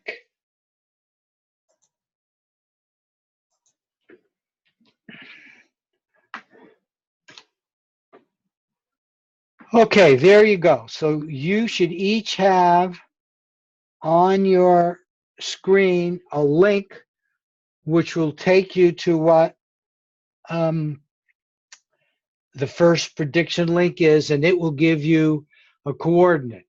Just like here, I am in fact going to put in my name, but I am not going to get a coordinate, but I just want you to see what it's like, and you should have something just like this. If you don't, you're going to let me know. Okay, so you've seen something like this before. This would be my coordinate. Each of us has a unique coordinate. So you be sure to get your coordinate, because next month you put in your name and you'll get your unique feedback. We're going to do this right now, Patrick. So, and yes, you are a member, but this is a different group than your other groups. Okay, so let me go back now to my PowerPoint. Okay, so first of all, I just want to make sure everybody has got their coordinate. So this is that page that comes up. You put in your name and you get your coordinate. And I just showed you an example. And if you do not put anything in the chat box, I'm going to assume it's okay. So we're now at the point where you would do your remote viewing session with that coordinate. So the old bees, the experienced ARVers, experience people with their dowsing techniques can start now. But you're going to have to wait because I am going to let the ARVers take about 10 minutes. Now, for your newbies who are ARVers, I can send you this sheet, but on a blank sheet of paper, you should say out loud and put your coordinate, which is sometimes called the target reference number. Put your name and date and time up here. And these are all preliminaries. So that's what the line is. AOLs, we talked about, that's the analytical overlays. It's always good to write them down here. And I also use the word trash because if the intellectual mind is getting involved, you want to write that down here, get rid of it, go back deep and get more information. And the information you can get are textures, colors, smells, taste, dimensions, big, little, broad, high, small, all that kind of stuff. Sounds, dynamics, temperatures. You can get feelings, aesthetic impacts, and then sketches. And different people will put all this in different places, but this is one layout. I'm just reminding you, and even now, you can be quieting down a little bit. Set your intention, attention, and expectation to describe and sketch your particular feedback target with your particular coordinate or target reference number. Now, this cool down period that we're just going into is really very important enough that I just found this from Dick Algar, who's been doing this for many years. He was with the Hawaiian Remote Group. This is a short description of what he thinks is important. And so for newbies, I think this is worth listening. I think the most important thing is to really want to work that session. You have a need to know, a desire to know, a genuine curiosity about the target. To have no expectation about the target. You shouldn't have any idea what it is and not care a bit about what it is, but want to know about it.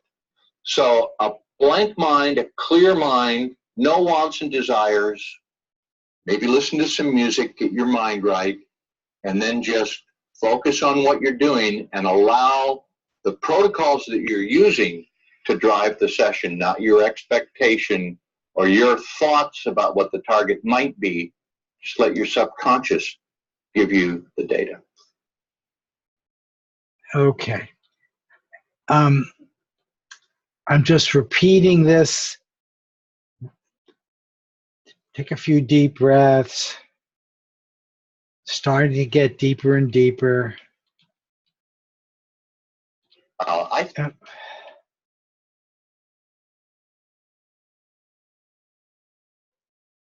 What, am I going in the wrong direction? Joe McMonagle also talks about cool down being extremely important. He even once said it's 75% of the discipline, because this is when you're clearing your mind of day-to-day stuff and getting in touch with the target via your deep, deep subconscious. So what I'm now about to do is turn on a hemisync sounds, which many believe helps the cool down process. I'm going to give you 10 minutes 2 minutes, someone will come on very quietly and remind you to turn inward. Set your intention, expectations, and become like a witness and just write down what you get and then go back deeply again and again. And that's it. So I'll tell you when there's 1 minute left, and we'll start now.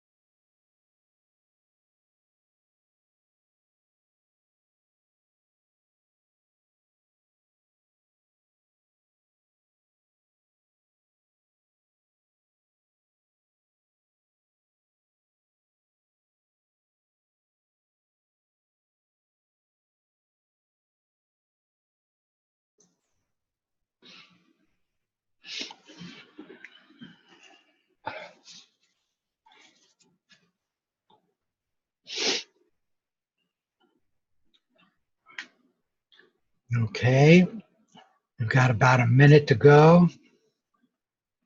Might get another element or two.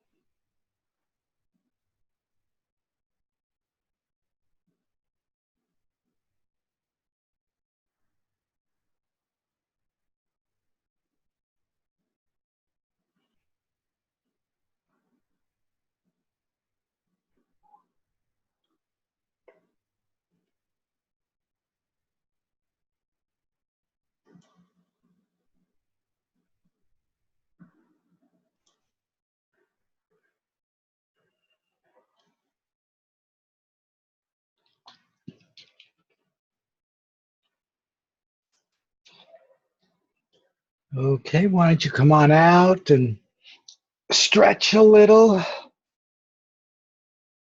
and get into what would be considered your, quote, normal state.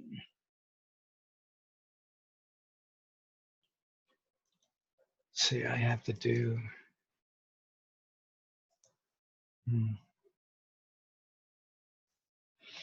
Okay.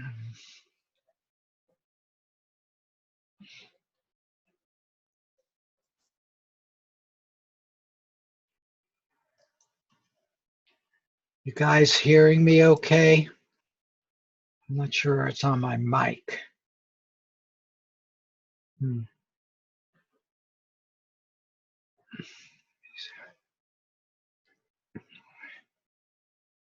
Hold on. Okay, are you all with me? Are you hearing me? Someone please let, yeah, I can hear you. Okay, very good. I did see a question which I can answer now as we're getting back. And that is, can you go see your old feedback? Yes, that's the beautiful thing about doing this online. After you finish your feedback session, in the regular groups, actually that's true in the webinar group as well, there's a link that you can click, and that's where you'll get to see that hit rate chart, which I showed one example of. And under the hit rate chart is all the information from all of your sessions, including links to your past feedback.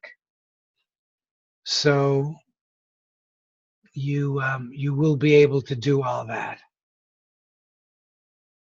Okay.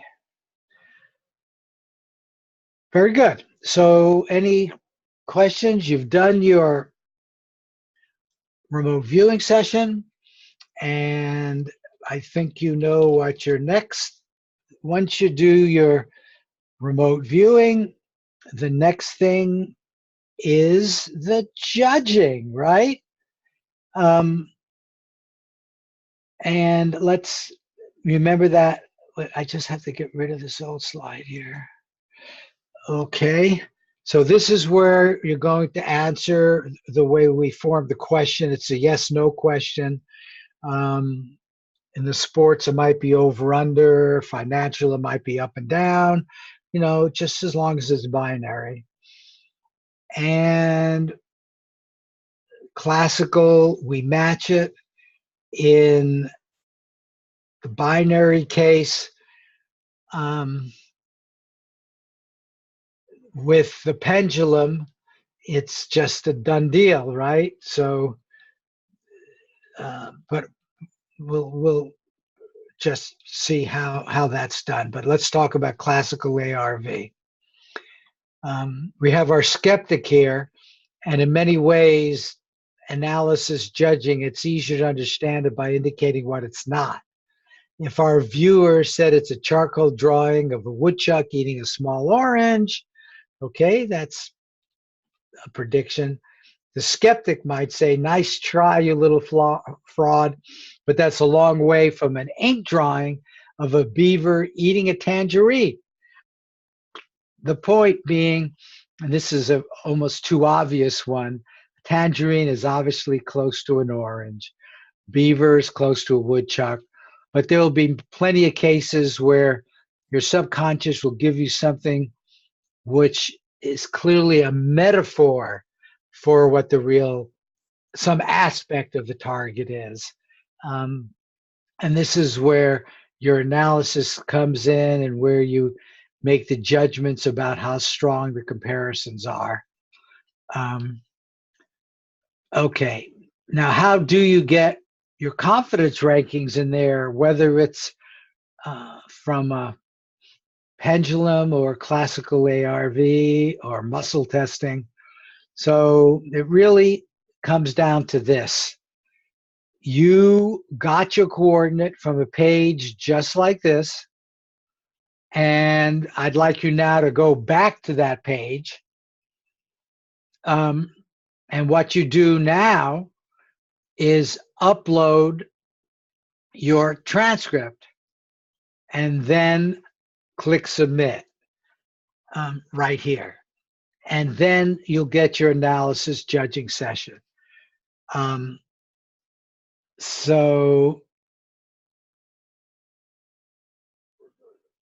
Well, you must have come in late, but the coordinate comes on a page which I gave earlier, and everybody clicked to. In fact, it's up about 1, 2, 3, 4, 5. It's about 8 in the chat bar, 8 questions above. And that was in an email, which you would get no matter what group you're in. In fact, if you wanted to click it now and do a session, you could. But that's how you get them. So you must have missed that.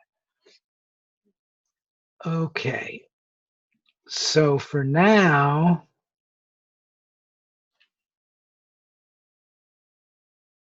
okay, so this is my version of the page.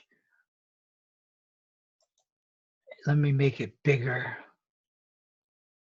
I'll make it bigger so you guys can see it.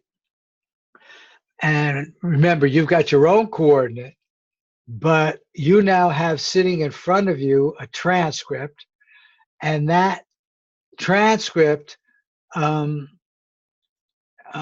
again, if you're using a pendulum or muscle, you might just simply want to have it say yes or no, because you can't go to the next step to submit your prediction until you upload it. So almost everybody nowadays with either a smartphone or a scanner can get their transcript onto their computer. And so you choose file. I have made up what I call a dummy transcript. All it says is this is a dummy transcript. And it could be a text, it could be a JPEG, it could be a PDF, it could be a document, not a docx, but a document. And then I would open it. It would come right in here where you see my dummy. And then if I clicked submit, up would come my 2 possible targets in the classical way. Now, I don't want to show you my targets. I want you to do it with your target. So you'll be able to see your 2, remember what comes up are 2 possible targets. So as soon as you submit your transcript, now you're ready to do judging. And we allow independent judging. All you'd have to do would be to email your transcript to an independent judge. He would go or she would go in as you and look at these 2 and then do the judging. And then notice the TARG scale. You could click on to remind you here. We'll show you that next.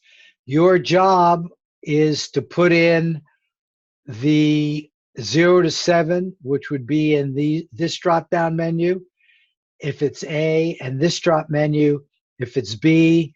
And remember, the pendulum people see that at the bottom. I showed you that earlier. At the bottom, it will tell you only if you're in the Carve Group. But if you get into a financial group, I will have that happen for you here. So you don't, so you'll know that because it's at the bottom here if you already just went and said yes, no. However, some people would look at this picture and use their pendulum or do muscle testing on that. Different people use different approaches. For the classical ARV approach, and I think I recognize a lot of these names, so that's what you'll do. You are now looking at your transcript and the two possible photos and doing your judging. The pendulum people would simply go in here and have one be a number above 3.5 and the other probably be 0. On the other hand, if it was a real strong one, they may very well want to make whichever one is a 6 or a 4. So when they get to see their history, they can see how often the 6s are hits versus the 3.5s. And if the 6 hit a lot more, they may always want to wait until they get a real strong signal, which is something a lot of the remote viewers are now seeing. So I'm going to wait a little bit. In terms of the TARG, let's go over that in more detail. The veterans have heard this so many times, but some newbies. 0 would be no correspondence, little correspondence, some correct elements, but not sufficient to suggest results beyond chance. Hey, if your pendulum didn't move, you'd probably have something like a 2. A 3 is correct and incorrect elements, but enough of the correct to indicate you'd made some contact with the target. So here's where you feel, I have some, but it's right on the margin. We would recommend passing if that's where you are. Now, a 4 is good correspondence with several matchable elements intermixed with some incorrect information. So this would be maybe a normal movement of a pendulum in that case, or using other techniques, reasonably good. This would be a good one. But even better, a super good one would be a 5. A 3.5 is the beginning. I'm willing to wager a few bucks. Anything below that is a pass, which we ignore in our hit rate charts and all of that. But 3.5 and above, you're going to get a hit or a miss. And a 5 is unambiguous, unique, matchable elements. We saw that in one example with the smoky and other things too. Just one may not be enough, but there was corroborative information, elements. And there's still some incorrect information. The equivalent to a pendulum would probably be a pretty good move. But then you go up to 6 and 7, it just gets better and better.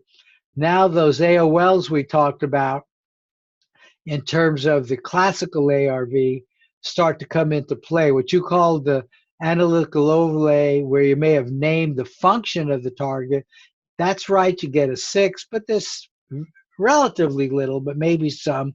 A 7 is just spot on, including naming the target. But frankly, 5, 6, and 7 are all very, very good. So that's the TARG scale. In terms of classical ARV, we talked about the counting. I showed this before, but I now want to go into a little more depth on the approach with Joe McMonagle suggested I stole from him with his permission, and that is the recognition that what I'm calling first impression gestalts are very important. He gives them 50% weight. Now, the first impression gestalts, these figs, have a value between 0 and 1. If you didn't get anything in the first impression and gestalt, it'd be a 0. If you got all of these first impressions gestalts, you look at this. What smacks you in the face? What gets you in the ballpark? It's that first brief look that hits you. And it can be more than one. There might be a picture with a lot of water, but it might be an island there with a big building. So those three things might be the gestalts. You know, it's what you would get at first. Then after that, you get sort of the subtleties. Or there might be a major color. You know, there might be a dancer with a big red dress that fills half the screen, and red might be the gestalt. And then 50% of the weight then goes to these figs, and 50% goes to this ratio, which we talked about with each of the elements. And so here is the final example. I've taken the transcript, which you saw before, and I looked at this transcript, and I actually thought it should have a fig of 1. I mean, she captured everything. She got the mountains, she got the everything, outdoors. She got that there was liquid involved. She got the green here. She got water. She even got the dripping, which she didn't mark, but clearly from here, there's dripping that's going on. It was certainly peaceful. She captured it. I gave her, no matter what your first impressions of this were, she looks like she got it. And then I did the ratios, the 24 over 34, which is 0.7. So you take 1 plus 0.7, and when you were judging, you would do this for the A but possible target as well, but I don't have access to that. So it's 1 for the full fig plus 0.7 times 3.5. This turns out to be a 5.95. So I would judge this as a 6. The choices that you got there are in intervals of like 0.5. So I would have given this a 6. She gave it a 5. And you know what? Differences of 1 are common among judges. So this is actually a confirmation of her using the straight approach and this approach. I'll also point out, though I don't really encourage it without some intellect, is if she had just used the 24 divided by 34 and used her 0.7 and said, hey, I just want to take 0.7 and use that as a times the possible out of 7, she would have got 0.49. I mean 4.9, 0.7 times 7, which would have been 4.9. She also would have gotten a 5. But the problem with that is if there are no figs, that would really rank it too high. But what you can see is this ratio is important. So no matter what you're saying, this is what you're telling and what you're using to decide if your bet, your wager, your investment, how good do you think it is? Okay, so let's go back. And I hope. Excuse me, Marty. Yeah. Could you please put the link back in the chat box? My computer likes to shut down every now and again when I'm not ready for it, and it erases everything. So I need to. Okay. Yeah, and that, you mean the link to get back to where your coordinate and everything else is? Yes, so I can submit my transcript to you. Yeah. Okay, very good. There it is. And that's actually the answer to Tracy's question. But Tracy, this would come into an email to you. So all you would do is click that link and you would then get your coordinate just like Lila's doing now. Excuse me. Okay, so some of the rest of you are doing this. What I'm now going to show you is the stuff I do behind the scenes, because I get information as a group manager, and I am the group manager for this group. Okay, so this is the page you should be on. You click the submit button, and magically it goes to our server. I get information from the server by doing this. Here's the prediction. I sent out the tasking in step 1. There's the group prediction, and I also do the outcome. But right now we're doing the group prediction because I want to see your predictions. We're talking about predictions for the webinar workshop. So I will click that. We are talking about the one from today with a line of 10 from 287.8. Notice I can go back to the old ones if I wanted to get the complete set of predictions, but I'm going to get the ones here, and then we'll see. Oh, good. Wow. Tracy was one who asked the question. You have a prediction in already. Good for you. Okay, and let me see, or at least, yeah. No, all that showed was that you clicked on it. Okay, no one has yet gone all the way through, but you're working on it. Okay, I got one pass from Andy. And I must tell you, there's nothing wrong with passes. Even the best remote viewers have off days.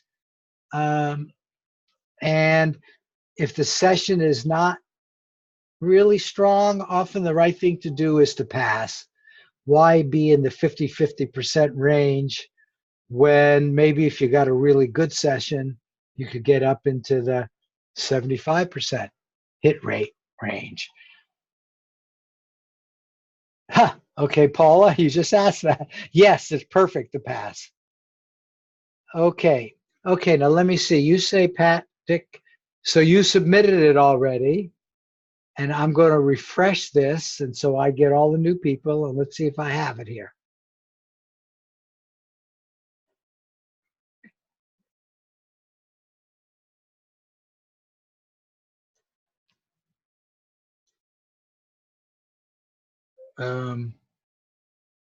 Okay, so let me see what I have for you.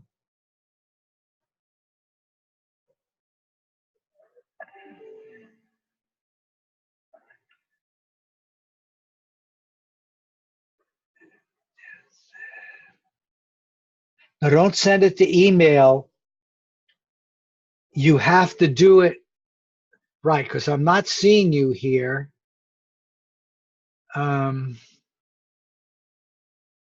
Okay, so Patrick, no, we've got to get this so it's right. Let me see. I don't think you even right.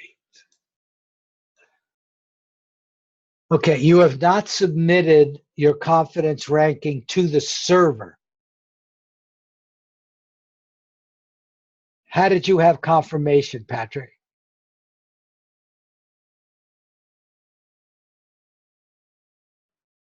Did you email it or did you go through the server? Did you do it? Okay, wait, it may have come in later. Let me see. No, you did not do it through the server. Unless your email address is one of these three. Okay, so we do have to make sure you understand that.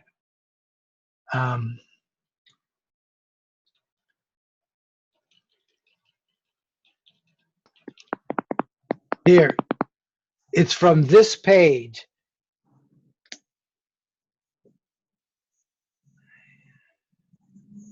Okay, Patrick, are you with me, Patrick? Why don't you turn on your mic, because others may have the same difficulty. Can you hear me? Yeah, I can hear you. Oh, it says, thank you for your prediction. Yeah, I have a confirmation here which says your transcripts, CRs, options, and comments have been saved. Okay. And my email was on that page that you showed me. So You did that. You did that from this page, yeah, and you hit this button. yes, correct. Okay. There's only one other thing it could be, and let me. But look again at that page. My email address was on there. Here, it says the third Oh, it is one. there. Okay, I just expected to see a Patrick. I see Yeah. your office. Okay, very good. Okay. Okay, All right. so thank you. So I've got Okay. 3 here. I've got a pass, 2 passes, and I've got 2. So let's look at them. Since you're on, why don't you just stay on with your mic, and let's look at yours first. Because Okay. I have all the information, and then we'll look at some of the others too. We have time here. And it's always useful to see how other people do things. And then I will make a group prediction. So let me see. Let me find you. So I have to find you by putting in office. Okay, so there you are. You did side 2 with the 4. So first, I always like to bring up the picture.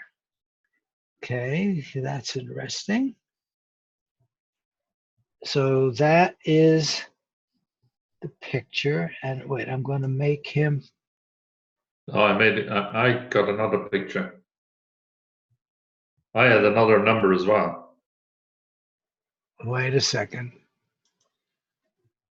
Wait, hold on. You're saying this was not the picture? No, I didn't get. That was not one of the 2 pictures I've chosen through. Okay, let me see if why that happened. I think that's probably your picture from your number, right? Maybe, but let me go take a look again. Okay.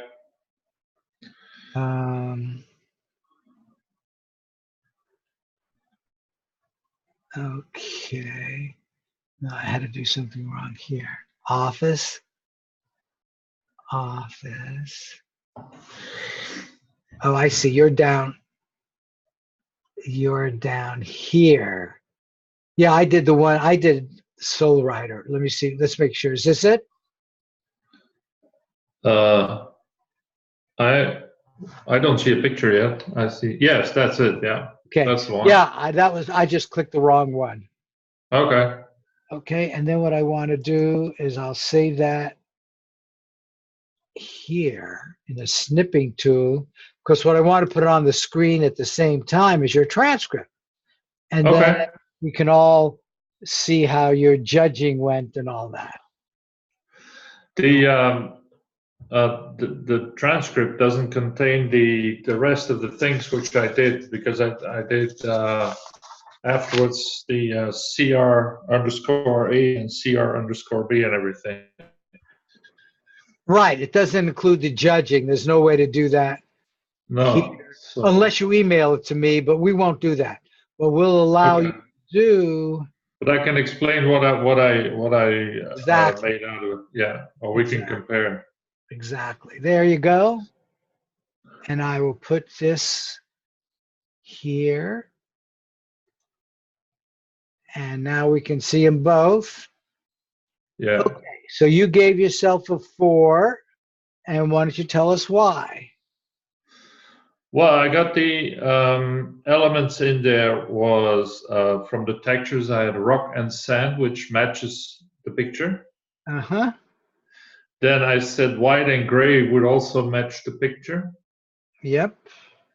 And then I had the smells. I put in grass, so that could be the case as well in there. Oh, sure. Over here. Uh-huh. And then the other ones, none of them really match to it, unless if aesthetic impact had a feeling of being one with the universe, so I thought that might be the case. Well, But also, this sketch yeah, to me looks a lot like what's going on over between the mountains over here. yeah, that's the first image I got when I looked at it. So that would be your Fig B, right? Yeah. Yeah, very nice. And this, I don't know what that is. That might be the road. And that's what I thought it might be the road. Yeah, I saw a horse as well, but it wasn't on there. Maybe the picture wasn't big enough. What did you give the other picture, which we won't look at? I could look at, but we won't look at it. It was the other picture was all coins. I think it were euro coins, and I Okay. didn't have any. I had only one thing was a color orange. So you might say it's some sort of orange, but it was more a gold color than an orange. So I didn't really have any connection to the other picture. Okay, very good. Let's see if I can get back. Oh, I think I lost my form, but I know how to get back pretty quickly.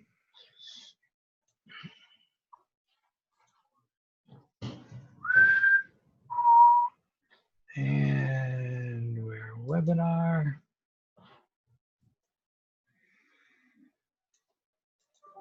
Okay, so let's see how many other people we have. Okay. We got 2 side 2s. Oh, here's a 6.5.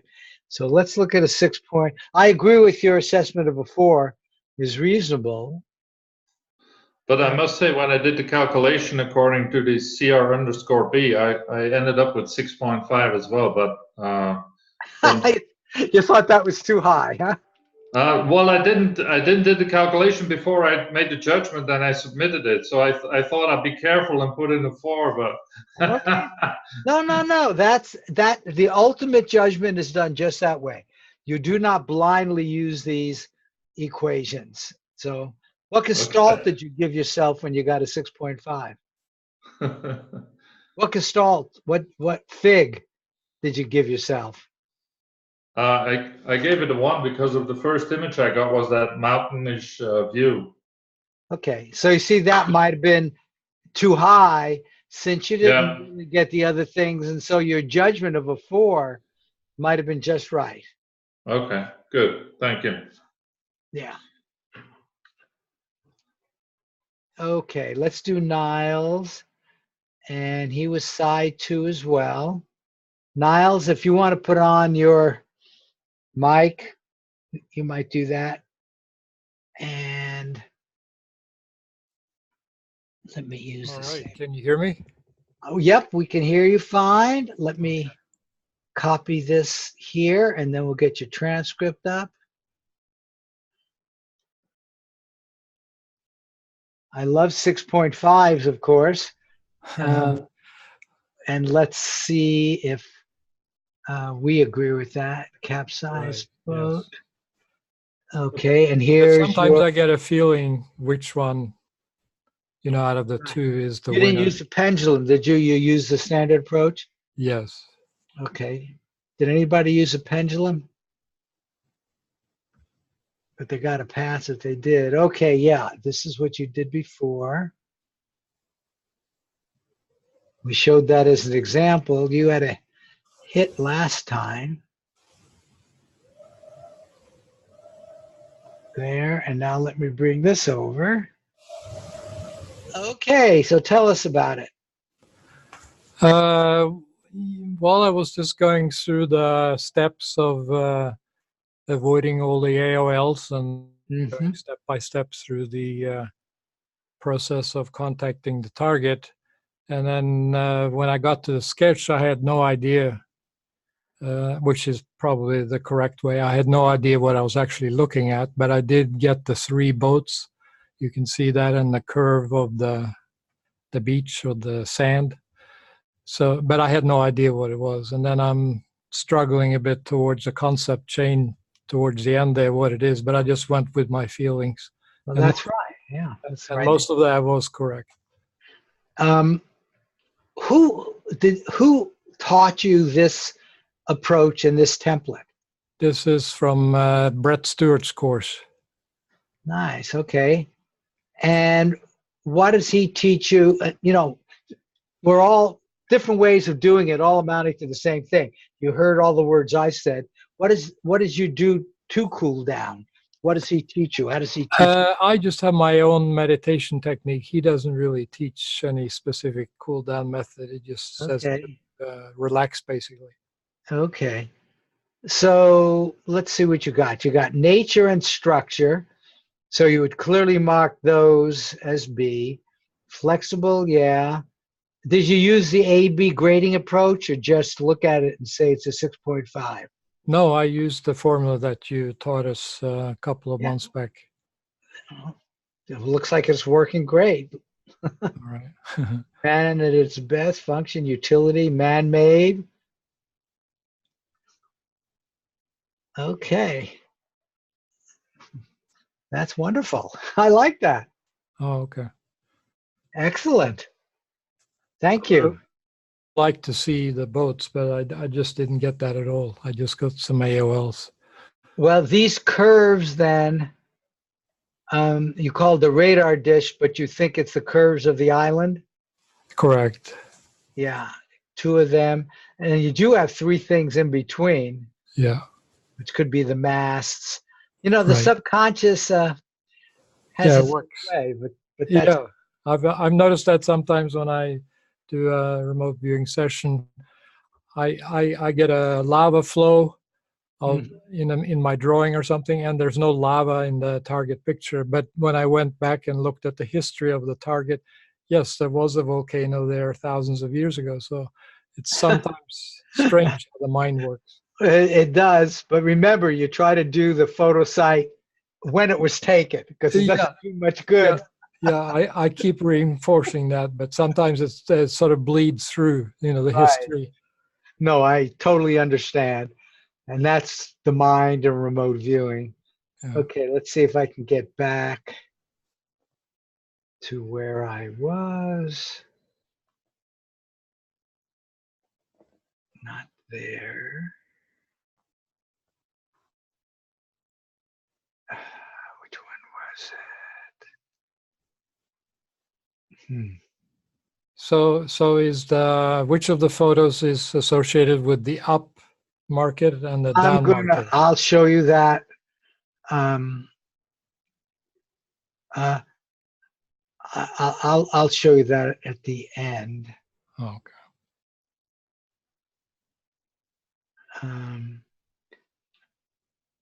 Why am I having trouble finding the right one? Okay, wait. Gotta be one of these that are open. They all closed. Look at that. I think I closed the wrong thing. That's not it. Yeah, when I closed the picture, I closed. Okay, so let's go get it again. I know we had one more. I won't go to try to end this by 3 and actually keep it there. But let's go get, I saw Lila had one. And what I'm seeing so far is they're all in the same direction. So it's interesting, but nobody should be influenced by what anybody else does. We see lots of cases where the outlier turns out to be the right one. Okay, so let me now look at Lila. Okay, okay, so she also, oh no, she was side 1, which is a different side. Okay, let's take a look at yours. Why did I read that wrong? Right. We have 2 yeses, 3 yeses, and 1 no. But let's look at Lila. Okay, so Lila was side 1. So this is her picture.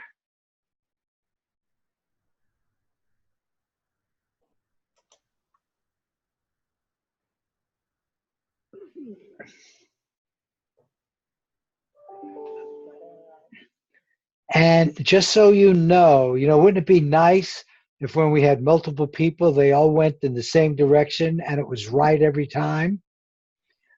That's like dreaming. It just doesn't work that way. Even the best of viewers miss sometimes.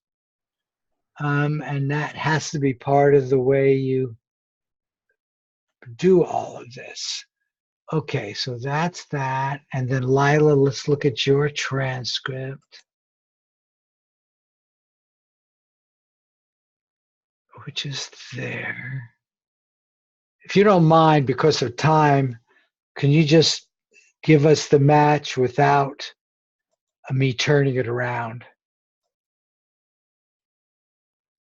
Oh, it looks like Lila left. Okay. But she's got the curves you can see, the up and down. Cement outdoors is certainly right. Sharp, prickly, sandy, gritty, and hard, yeah. Sharp, pointy. Okay, so she clearly has a lot that matches. Let's see how high of a confidence ranking she gave that.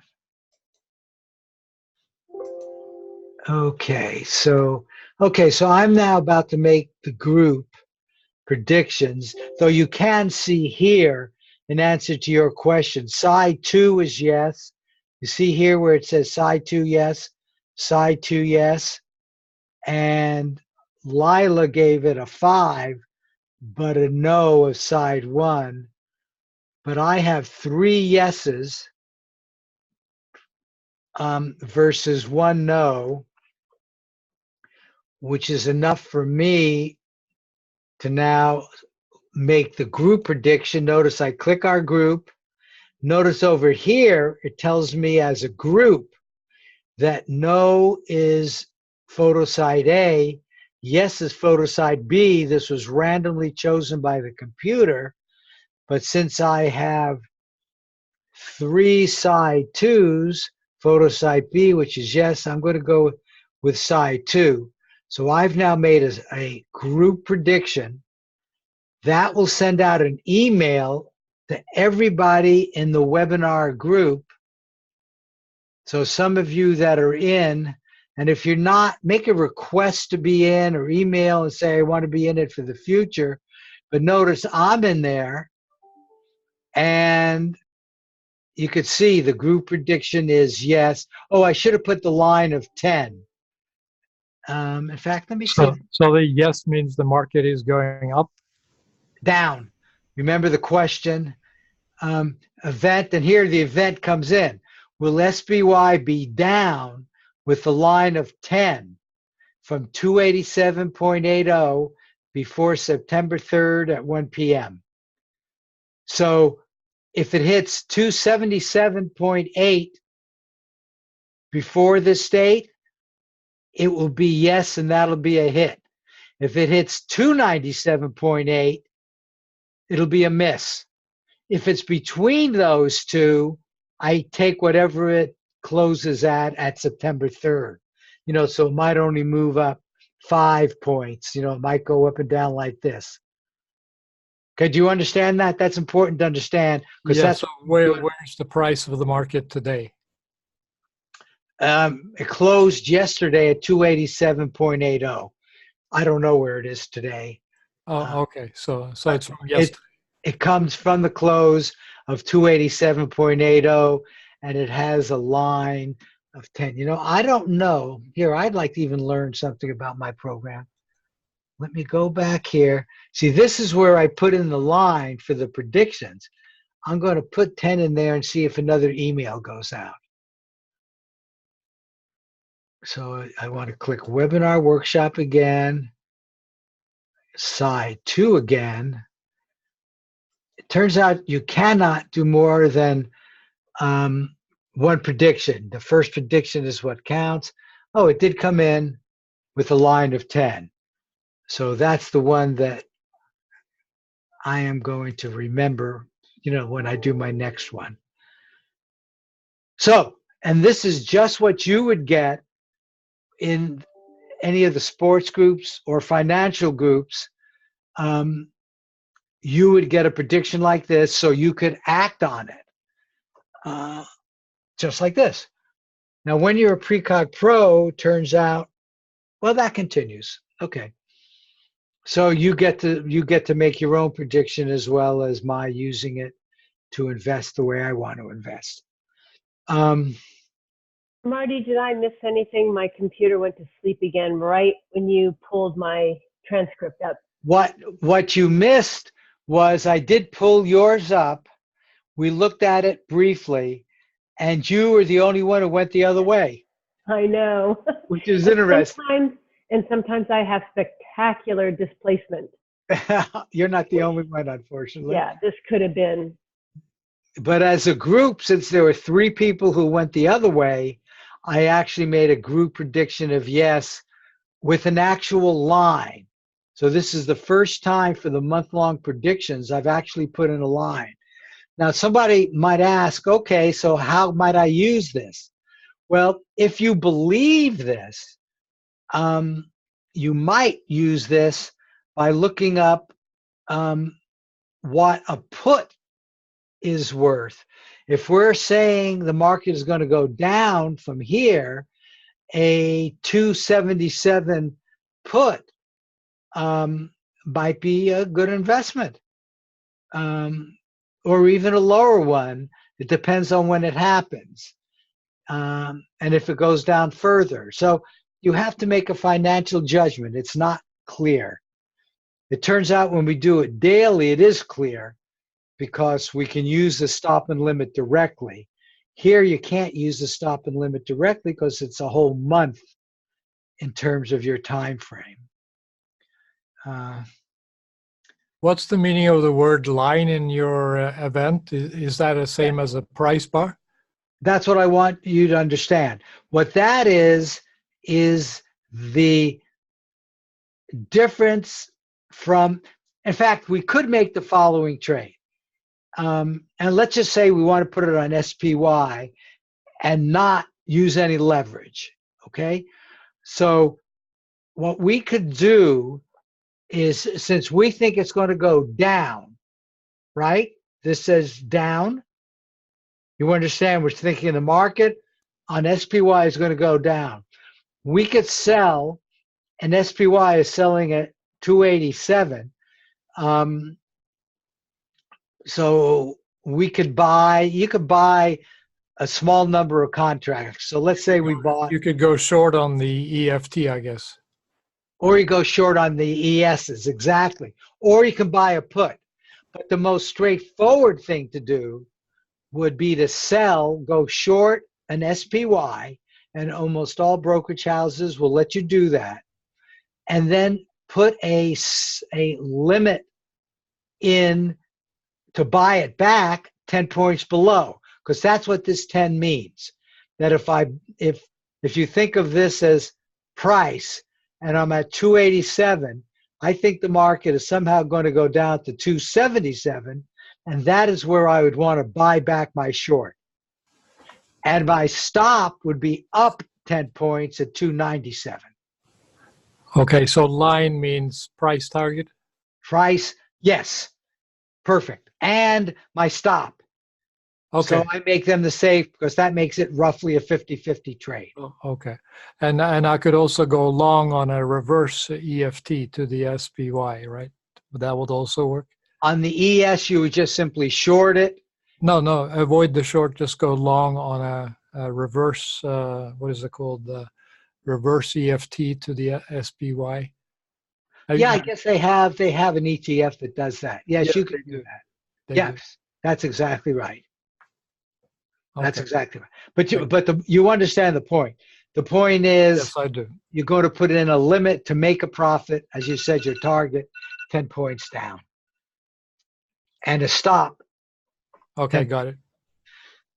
Okay, so that is, and that's why I put the line in here, so you don't necessarily wait a month. Okay, any other questions or comments?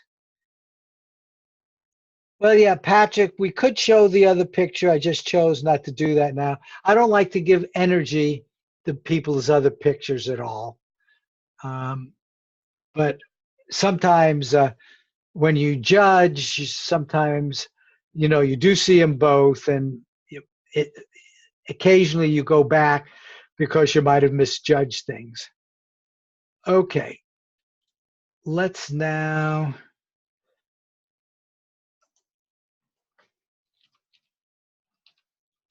Okay, so I think we understand the target 0 to 7.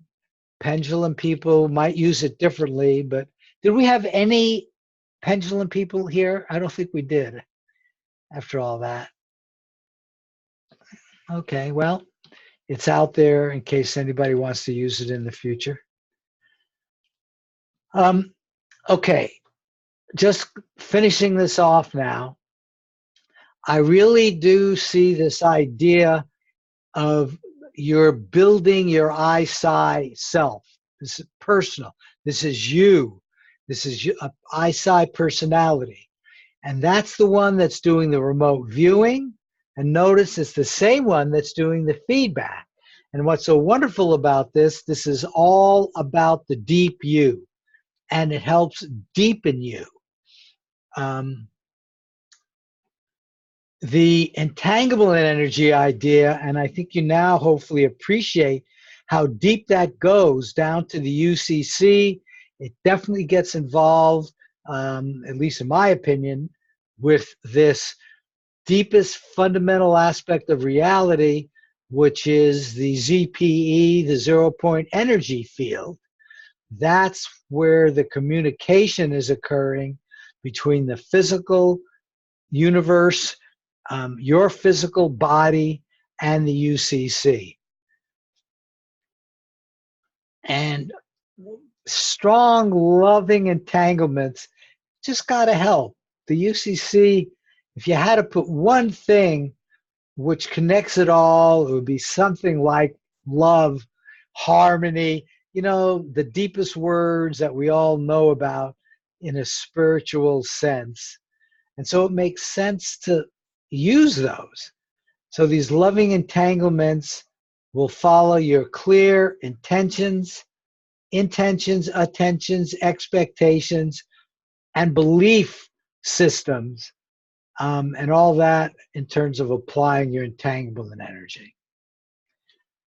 And I mean, I believe, and I hope you believe, this really is fun work because you're exploring your deep, high self and psi. You know, I've given you the best I know about all of this, but the fact of the matter is, at the deep level we're trying to do teaching, I don't think, I agree with Galileo, you really can't teach a man anything at these really deep levels. You can only help him find it within himself. And I do hope I've helped you in that way. And I also wish for all of us to become healthier, wealthier in the deepest sense of wealth, and wiser as time goes on. And with that, thank you. And I open this for any more final questions, comments, etc.